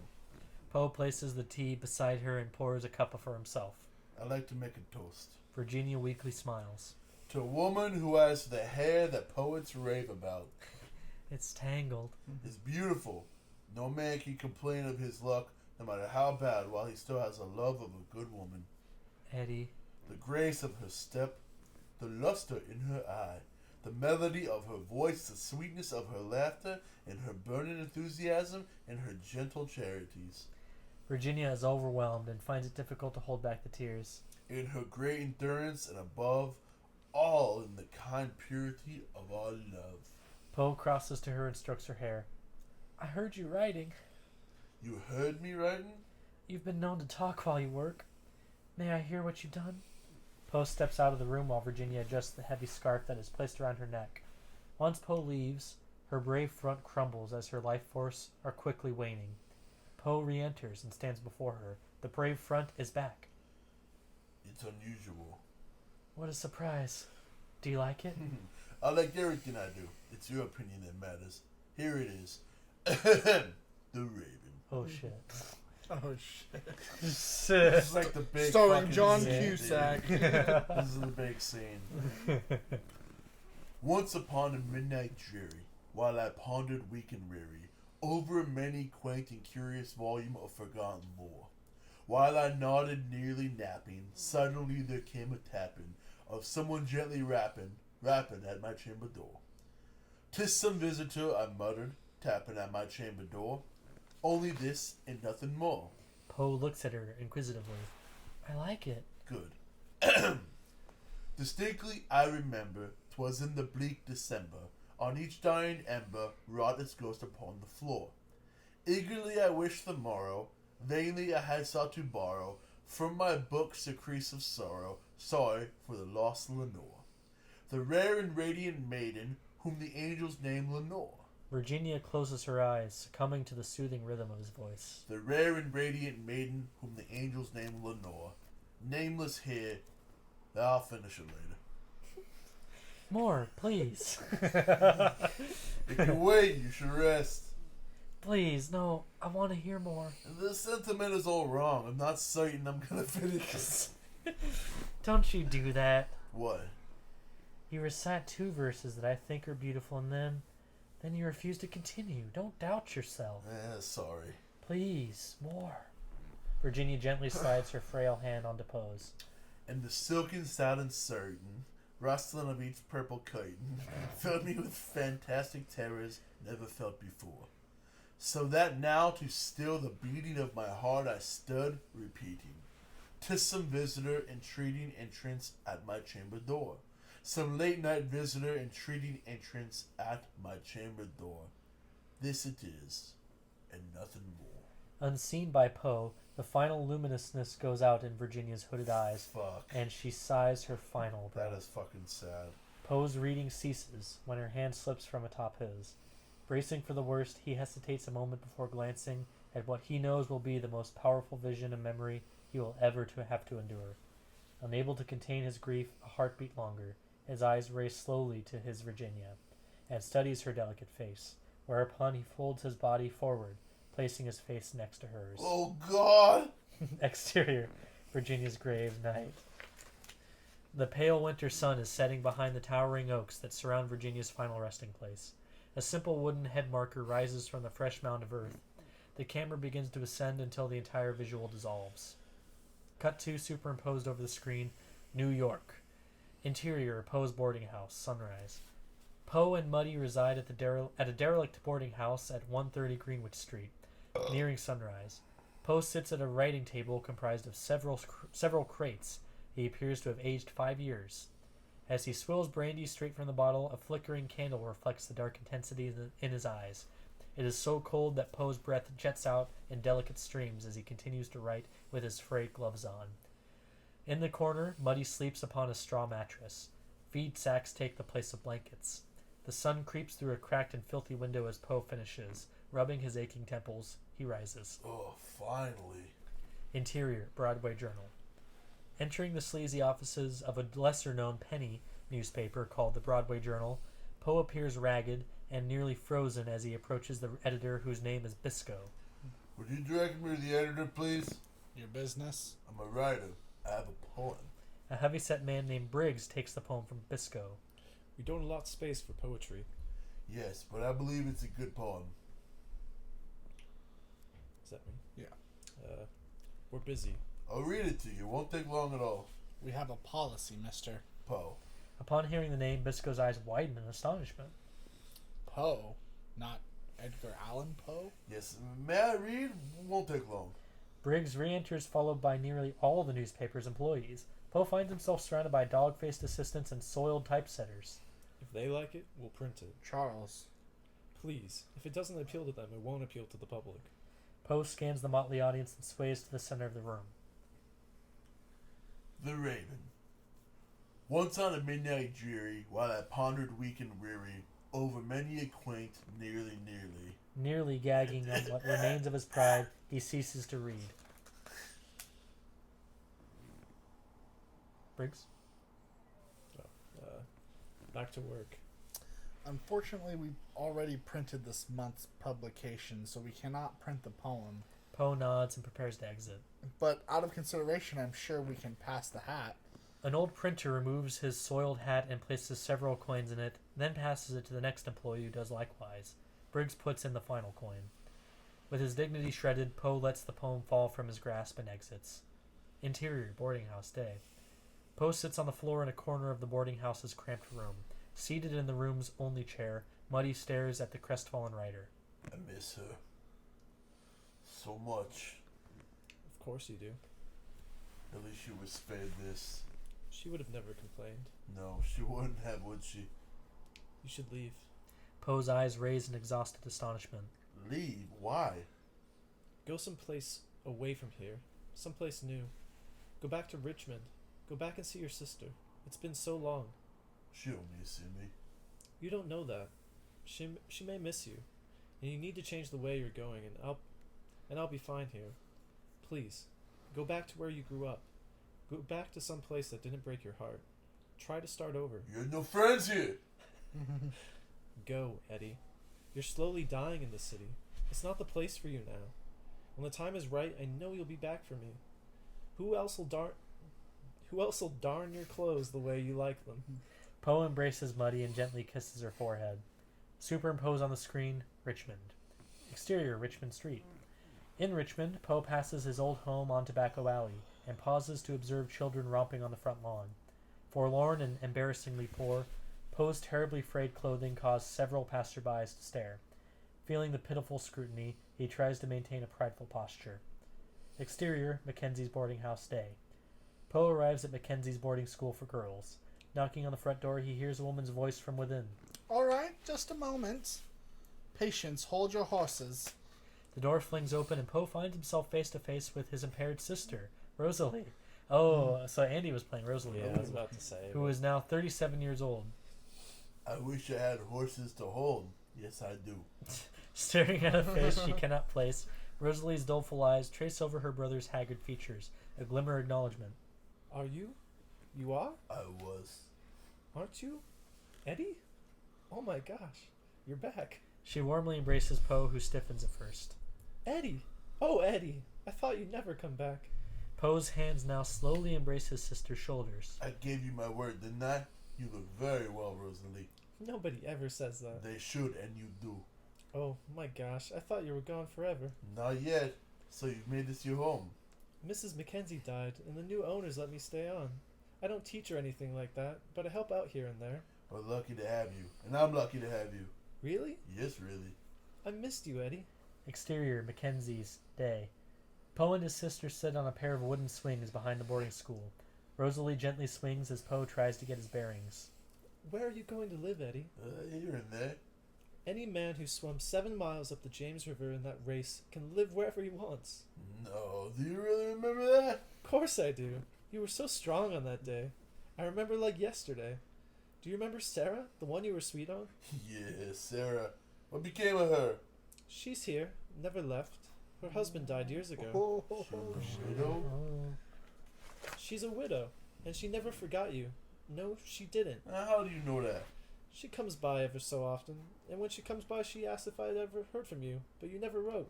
Hey, yo, I didn't do so many things I should have. Lost in thought, Poe looks skyward. Want to go see her? Poe gestures towards his clothes. You don't want to see her? Not like this. You look fine. No. You look fine and handsome. This is not the way I planned to return, Rosalie. Does Miss Yorrington's boarding house still exist? Right where it always was. I'll get settled then. If you haven't made other social plans, I'd like to come call in on my favorite sister this evening.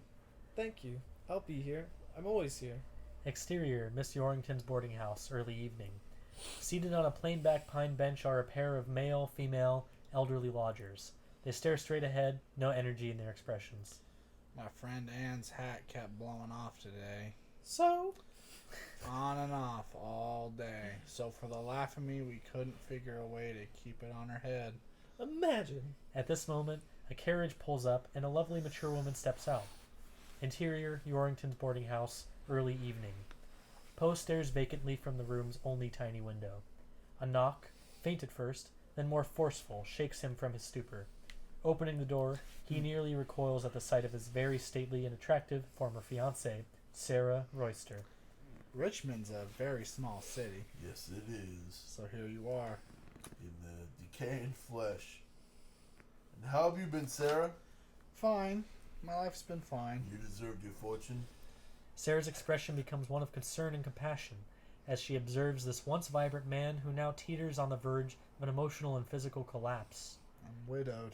So I've heard. I'm sorry. Thank you. I'm at a loss for words.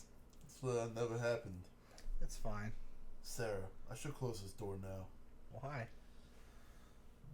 It's very hard to see you like this. Eddie. You certainly made the right choice.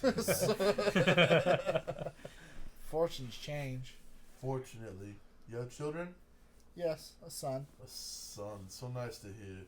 Come visit my home and tell me about what happened these past years. I don't think that would make a good appearance for the neighbors, but thank you anyway. I don't live for my neighbors. I can thank you for the offer. Why? Do I need to explain? I missed you. Sarah, I've thought about you often. you remember someone who resembled me. I know more about you than you think. You deserved better. We reap what we sow. Why did you come back? When one wants to make the world feel smaller, you go back home. If you felt strongly enough to come home, to find some comfort at least, then let me help. My problems are mine. They don't have to be. I drink to excess. I drink until I fall. That can be changed. I can't control myself, Sarah. You need help. Help, look in my eyes. Sarah moves closer. They're dark. And every day they get darker. I'm going into a place that has no light. This is me caressing your face. Thank you. Maybe I can help. I'm offering you the chance at a second Chance at a I second just want to chance. put my fingers in his mouth. What's wrong with that? Why? Because I never should have left you. She reaches out and touches his hand. They slowly embrace. Exterior, sanitarium day. Poe and Sarah are in a buggy heading up a path leading to a forbidding stone building on the outskirts of Richmond. There must be other ways. I have the means to have the finest doctors in Richmond attend to you. Sarah glances at the building in the distance. It's not about the doctors. It's about what's in here. Oh. It'll be fine. Let's turn around now. If we need the help of a sanitarium, there must be others better staffed than this. I just need to be completely alone. It'll be fine. Exterior, sanitarium day. Poe and Sarah arrive in front of the sanitarium. A well-dressed, bespectacled man of 50 steps outside. Very punctual, Mr. Poe. Poe gets down and Sarah takes the reins. We'll notify you when the time is right. What does that mean? There's no set time for a recovery. Only time will tell. Who knows? Hey, yo, I might enjoy myself so much. We'll make this like a yearly event or something, like Christmas. It'll be alright. I need to do this.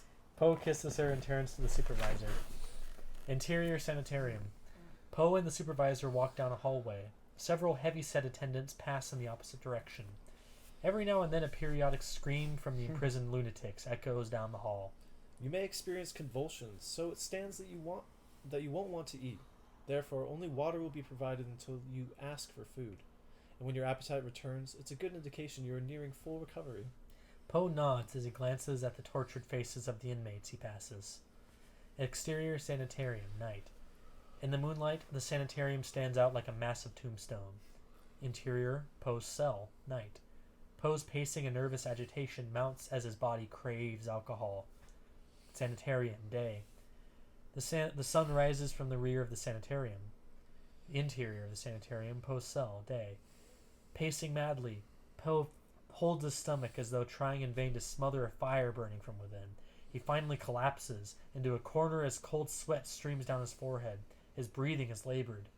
Peering through a narrow cell window, the supervisor dispassionately studies Poe, knotted in pain upon a straw mattress. You want out, Mr. Poe? No! Let me be! Interior, Poe's cell, night. Curled into a ball of pain, Poe rolls from side to side. Suddenly he is startled by a sickening sound, unlike any he has ever heard before. Opening his eyes, he recoils in horror when he sees his mattress awkwardly undulating as waves of worms ooze from openings within the cell wall. The worms swell into a repugnant wave and lap against Poe's bed. They are about to engulf him when a massive blade comes swinging, severing the front of the wave in half. Edgar. With great dread, he can barely open his eyes. Edgar. Poe glances down and sees a shadow slithering along the floor, squeezing the sides of his temples. He attempts to seek some relief from the dire delusions. No more! No more! Opening his eyes, all seems at peace. His panic fades. Suddenly, a pair of hideously decaying hands tear through the wall and seize Poe's throat with terrifying strength. Ripping the murderous fingers from his neck, he recoils across the room. Die with us. Die with us. Poe staggers across the room and hurls a stool at the vision of John Allen. A whore in hell! Son of a whore! Poe whips around and sees the vision of his mother, withdrawing into the opposite corner of his cell, dressed like a strolling dancer and tart. Her exposed skin is wretched. Was that me? Come to mother. Come home. Poe sinks to his knees, clutching his stomach in pain. Come to mother. Come to mother. His mother's contorted face suddenly Mother! dissolves into the head of his dead brother William. Beyond. No. Beyond. Beyond. Poe rolls on his back and looks up at the towering stone ceiling and sees the vision of his wife hovering high above him. She beckons with a frail hand. The arm begins to elongate and stretch from the ceiling to within inches from Poe's face. Virginia. Come with me. I love you. I died for you. No. I died for you.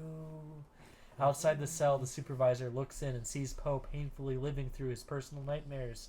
The supervisor moves on. An unearthly chanting from a droning choir of dead spirits permeates the cell. Poe frantically covers his eyes while withdrawing into the corner. The droning sound now dissolves into the faint but increasingly disturbing gnawing sounds of teeth against stone, until wet mangy rats pour out of the cracks in the cell wall.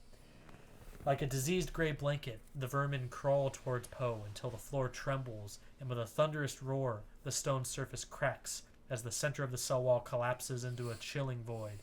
Poe balances precariously on a jagged ledge, which is all that remains of the stone cell floor.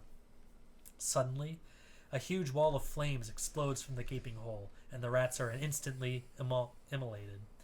Hypnotized by the crimson fire, Poe moves closer to the flames until he is nearly engulfed. Without warning, his lower legs are seized by the smoldering skeletal hands, and he is pulled nearly to the edge.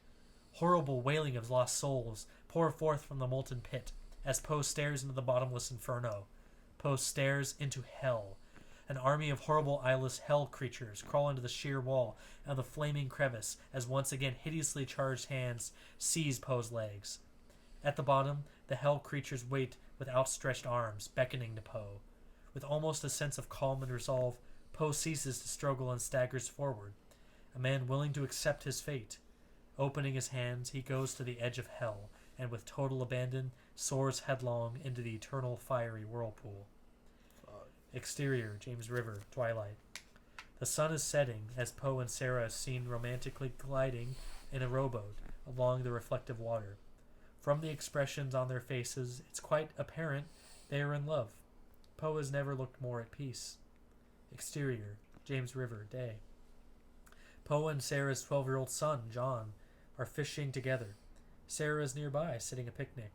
John catches a fish, and Poe congratulates him. Interior, tailor shop. Good job, kiddo. Poe slips into a hat and topcoat as Sarah nods her approval. Placing a new top hat upon his groomed hair, Poe graciously bows, and Sarah curtsies. Interior, Sarah's home. Poe and Sarah are presently dining by candlelight, which reflects her warm smile, also catching Poe's eyes, which now glow with an inner peace that has not been seen for many years. Exterior, Sarah's home, day. Armed with a pair of broom handles, Poe and John fence playfully. Sarah from indoors looks on. Exterior, Richmond's Playhouse, morning. Way in the distance we see Poe and Sarah entering the columned playhouse. Interior playhouse, day. The camera is situated on the balcony and peers down on Poe and Sarah as they stand on the apron of the stage. Their voices echo throughout a high-ceilinged hall. I believe you'll be welcomed with open arms. With arms wide open. I'm not exactly sure of that. I want you to do it, if not for yourself, for me. We'll invite the cream of Richmond. The ones who do remember you and the reputation, and you will for once let them see the man I know. I feel more comfortable reciting in a tavern to people who don't care. I rented the hall to do with what you like. Sarah. You'll make it an event that will be talked about for some time. This city should hear their favorite son once and for all. The favorite son? Not yet, but soon. Maybe we should keep it a secret. Poe paces upstage, loving the feeling. My life has been good. Yours has been hard. It's too late to do anything about yesterday, but today, here and now, you could begin anew. It's more than possible, I believe. It's fated. I believe in you, and now you have to believe like you did back when you were willing to challenge anything that stood in your way, and willing to be called a fool for believing in believing in things others thought to be meaningless dreams. Now I want you to show everyone who has the good sense to watch and listen to you that here stands a man before them who rose from the ashes to be stronger and wiser than before. Were you always this nice? Yes, you were just too busy talking about yourself to ever notice. Poe and Sarah embrace as the faint wailing of a steamboat whistle is heard. Exterior steamboat day. Poe stands on the gangplank preparing to board the vessel. Sarah is at his side. Hurry back. Of that you can be certain. Good. I'm getting lonely already. The next trip we go together. Once you bring back your aunt, we can have the pleasure of more recitals. We'll have everyone come to you. We make hearing Edgar Poe a must for all visiting Richmond. I don't know if I can go through that again. You were brilliant. Poe embraces her. I'm sure you'll like Muddy. I'm all she has. How unfortunate is that? She's very lucky. She's more than welcome to be with us. Last call for boarding. All ashore that's going ashore. Mwah. Return home soon. I don't like having you out of my life for a moment. Poe hugs her and gazes lovingly into her eyes. All ashore that's going ashore. Exterior, side shot, riverboat, night. The sturdy Richmond steamboat's port and aft lights float dramatically along the James River. Exterior, Baltimore, night. It is evening and the gangplank is being lowered in the hazy port. Poe approaches the boat's captain. We're docking in Baltimore? Strong tide. We'll need more fuel to reach New York. Be about 4 hours. Passengers may go ashore. We'll cast off in 4 hours. Captain sternly faces several deckhands. Fasten the bow. Exterior, Muddy's old house, night. Arriving by carriage, Poe glances up at the window that fronted his deceased brother's bedroom. Memories rush over him. Oh, look from you. Poe disembarks the carriage and studies the modest boarded-up home as the departing horse's hooves resound off the moist cobblestone. Exterior, chemist shop, night. Poe stands before the old chemist shop, which is in terrible disrepair. Through the murky windows, he hears himself pleading with the old chemist. Returning to reality, he departs. Exterior, the Widow Meagle's oyster parlor, night. Poe stands before the parlor. Seen out front of the establishment are a pair of aging wastrels who swill rum and converse in almost incoherent babble. As Poe rounds the corner, he spies a woman that stops him dead in his tracks. Her face is shadowed by a heavy shawl. Viewing her from the side, all Poe can see is a thin pipe which glows red as the woman inhales deeply. Care to get your tail up, friend? Poe continues to move past. Help a working lass out on such a chilly evening. Or maybe you have better at home, my love. Poe is drawn to the sound of her voice and pauses. Curiosity compels him to retrace his steps. Staring ain't never polite. See something you want to buy, Eddie? The woman pulls back the shawl just enough to reveal her once attractive but now worn face. So does the gent remember me? Mary? Yes, Easy Mary from across the street. The one your departed brother used to fancy. Now aren't we the portrait of success? Why are you still here? Some of us are where we deserve to be. Hey, would you happen to have any loose coins in that vest pocket? Love to see it if you do. Poe reaches in his pocket and removes a $10 piece. A tenner? Hell, nice wages for not sinning. Where do you live? Poor Eddie. Look how he stares. What's that? Contempt or pity? Don't think so hard, 'cause we're not so different. All of us whores in one fashion or another. Mary pulls the hood back over her face and draws deeply on her pipe, moves off. I'm just the obvious kind. Unbeknownst to Poe, two disreputable-looking characters observe him from across the rutted street. Exterior, alleyway. Returning to the dock area, Poe passes the mouth of a deserted alleyway. Striding across the opening, he is suddenly accosted by a pair of rowdies who place a knife to his neck. Move and you got it. Poe is roughly shoved around the corner as it begins to rain. Exterior, firehouse, night. A large deserted firehouse opens, and Poe is heaved inside. Glancing around, he sees 50 other men, mostly subdued, mostly drunk, due to the fact they are being force-fed bottle after bottle of alcohol. They are being watched over by a gang of 20 armed rowdies. Got another one. Ain't we got enough already? What is this? What do you want? Get off me! Oh, a fire breather. Rowdy number 1 shoves Poe and pulls a knife on him. Another rowdy shoves Poe hard, and he is tripped up and falls roughly to the ground. Poe angrily rises to his feet. Say another word and I will be crushing your fucking skull. I have no reason to be. Shut up! You made a mistake. Last warning. You made the mistake. I don't even belong in the city. Poe is hit in the lower back by another rowdy. In great pain, Poe turns to a taciturn, timid man who cowers at his side. What is this place? Ryan's Fourth Ward Coop. Elections? Politicians got these hoodlums grabbing folks off the street. Why? To vote. You vote all night long. A rowdy comes over and hands Poe a cup of whiskey. Down the shit, gamecock. Poe pushes it away. You want us to make you finish it? I can't. I'll cooperate. I don't need to drink. Do what you've been told. No drink. Too much of a goddamn gentleman to be drinking. Good whiskey with our type.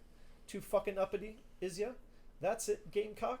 The rowdy brings over two comrades. What is a gamecock? Not He sure. keeps I like calling it. him I like that. I do not know what a gamecock Down is. it or I'll carve a hole in your throat and pour the shit in you myself. With a trembling hand, Poe grabs the cup and brings it to his lips at the last second, and glancing down into the cup, sees his own reflection, and makes a life-altering decision. He heaves the whiskey away. Without hesitation, the rowdies converge on Poe. Grabbing his hair, they yank his head back, and using a knife point, pry his mouth open and pour the whiskey down his throat. Pin this son of a bitch down. Pin him down. Down it. Yuppity fucker. Drown in it. Exterior, firehouse, night. A slight rain begins to muddy up the street near the dilapidated firehouse. Outside, two rowdies manage to cup their cigarettes and huddle beneath an overhang as they keep a watchful eye for police. Interior, firehouse, night. The voters have been loaded into a well-worn wagon. Poe is one of the last to be loaded. Shoved to the street, he pauses to catch his balance, and with blurred vision beholds a sight that makes his own blood run cold. In front of him is the accursed wagon that he has seen so many times in his own nightmares. A dilapidated, evil-looking, rough-hewn structure with large iron-rimmed wheels and a chain slack panel that hangs halfway to the ground. Poe recoils, but is heaved onto the wagon. Exterior, voting station, night. This voting station is situated beneath a slanted piece of gray canvas that is fastened to the exterior of a tavern. Drunken men approach the stand in the rain, awaiting their moment to vote. Poe, disoriented, stands among them and stares transfixed as the rain streams down his face. Exterior, voting station, night. The wagon rolls onto another station just as the second wagon is leaving. A rowdy circulates among the men in the wagon, pouring whiskey down their throats if they show a moment's hesitation. Poe, at this point, is far too weak to resist, and more of the contentious alcohol flows down his raw throat. Get out, you fucking loafer, and vote like you're told. And you, gamecock, take off that fucking vest and jacket. Pull them rags off. They're mine now. The rowdy yanks off Poe's coat. Poe strikes him, but is thumped from behind and shoved into line. This one needs a hiding. Exterior, voting station, night. Next. As the next voting station, Poe is force-fed more whiskey. Poe is at the verge of blacking out. He now wears the majority of the rowdy's filthy clothing, and the rowdy is garbed like a gentleman. Poe is unable to sign his name, so rowdy number 2 does it for him, shoves Poe inside. Interior, Muddy's home, New York, night. Illuminated by the flicker of several candles, we see Muddy just completing packing her meager belongings into a carpet bag. Wrapping the handle with twine to secure its closing, she sighs and sits staring out into the night.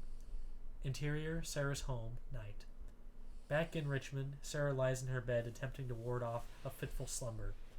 The moonlight that delicately filters into the bedroom creates a surreal atmosphere. Tossing from side to side, Sarah finally settles into a peaceful repose until her eyes snap open with a start. She sits upright. Exterior, waterfront, night. The steamboat has finally secured most of its passengers except one. All aboard that's coming aboard, sir. Cast off. Cast off! And without further ado, the heavy lines are heaved onto the rain-soaked pier. Exterior, deserted street, night. The accursed wagon rolls through the abandoned streets. Poe struggles to maintain consciousness. With his remaining strength, he claws his way along the floor of the wagon, angling past other semi and unconscious men. Poe arrives at rowdy number 1 with sadistic satisfaction. He watches Poe inch towards freedom, and as Poe is about to slide off, he is seized by the collar. Going home so early. All right, Gamecock. Don't know what that is. Let me help you. Poe is shoved roughly off the back. His body lands heavily in a water-filled depression in the muddy road.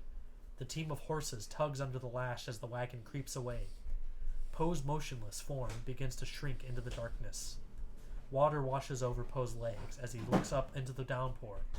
His eyes are glazed, dreamy. His life force is ebbing away. Rather than a look of anguish, Poe's expression becomes almost serene, like his earthly chores are finally over. Wasted soul. Cut 2, interior, charity ward. In the charity ward of the Washington College Hospital in Baltimore, 2 weary nurses push a table with small wooden wheels, upon which rests the sheet-covered body of Poe. Who was he? Name is Poe. I believe I've heard the name. They round the corner and disappear from view. Interior, Sarah's bedroom, night. Sarah now reclines in a tranquil repose. She gently pulls the covers around her shoulders and closes her eyes. Interior, Muddy's boarding house, dawn. The old woman has not moved the entire night and stares transfixed out the window. Her eyes glisten in grief and heartbreak. The camera moves forward and starts its descent out the window as the scene dissolves into a bright, reflective stage light. We are now back in Richmond. The concert hall is filled to capacity with 500 of Richmond's finest. The production design on the stage is quite effective. Behind Poe, who stands center stage across spotlights, are 4 large fluted columns. Stage left, there is the illusion of a framed doorway, above which is a marble bust of Pallas, Greek god, brother of Theseus, son of Poseidon. Sarah is seated among a grouping of her friends in the first row. Her son is at her side. Her eyes register pride and affection for Poe as she hangs onto the poet's every word. Deep into that darkness peering, long I stood wondering, fearing, doubting, dreaming dreams no mortal ever dared to dream before. But the silence was unbroken, and the stillness stayed no token, and the only word that was spoken was the whispered Lenore. This I whispered, and an echo murmured back the word Lenore.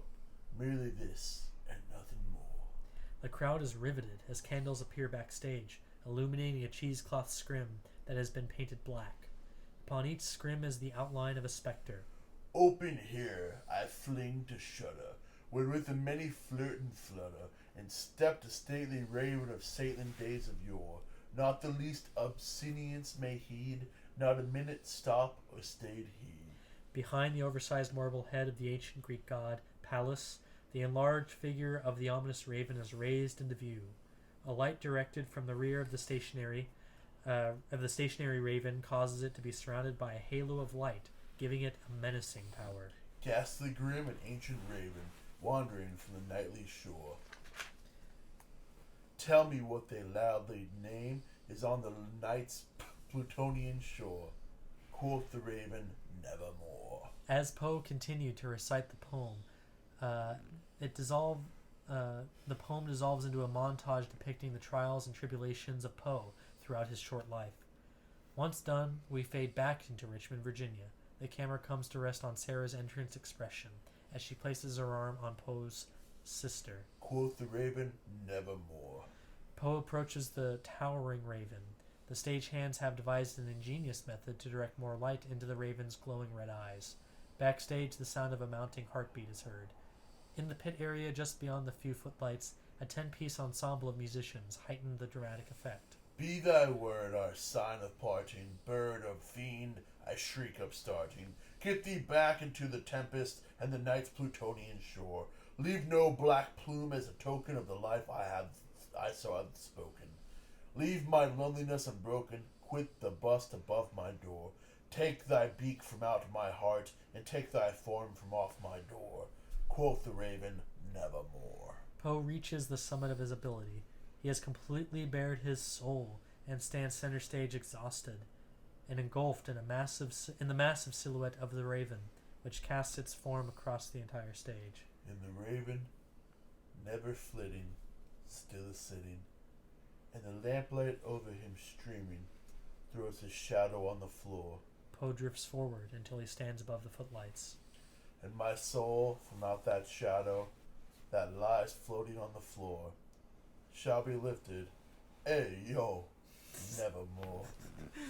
Poe raises his eyes toward the mysterious raven as the audience ignites with unanimous approval of Poe's spirits, and Poe's spirits are elevated to perhaps the highest they will ever know. With his eyes glistening with boundless emotion, Poe bows appreciatively at Sarah and Rosalie. With great humility, Poe now bows to the audience and retreats step by step into the recesses of the stage, until disappearing fully into the darkness, until all that remains on stage is the majestic image of the raven, and the resounding applause that echoes to the rafters and into the night for one of the world's great artists. Exterior, Baltimore, present, night. The faint sound of the wind is heard as the scene drifts back to the tiny graveyard, present day, Baltimore, where the hooded stranger still stands before the headstone of Poe. Barely moving a muscle, he removes 3 small delicate red roses, places them gently on the grave marker, and with solemn dignity, silently slips away into the shadows. As the mysterious stranger fades into the night, the wind blows the 3 roses from the top of the stone, and they land together on the ground, directly above where the poet finally rests in peace. Fiend. Fiend. Should we all stand Wow. now? Applaud you, sir. Join hands cast. Oh God! Did you really knock it out? I can. Oh. I just don't want to put the effort in. Oh, thank you. Thank you. Good job, guys. Great job. To Mr. Poe, Felix Milan as Edgar Allan Poe. Thank you.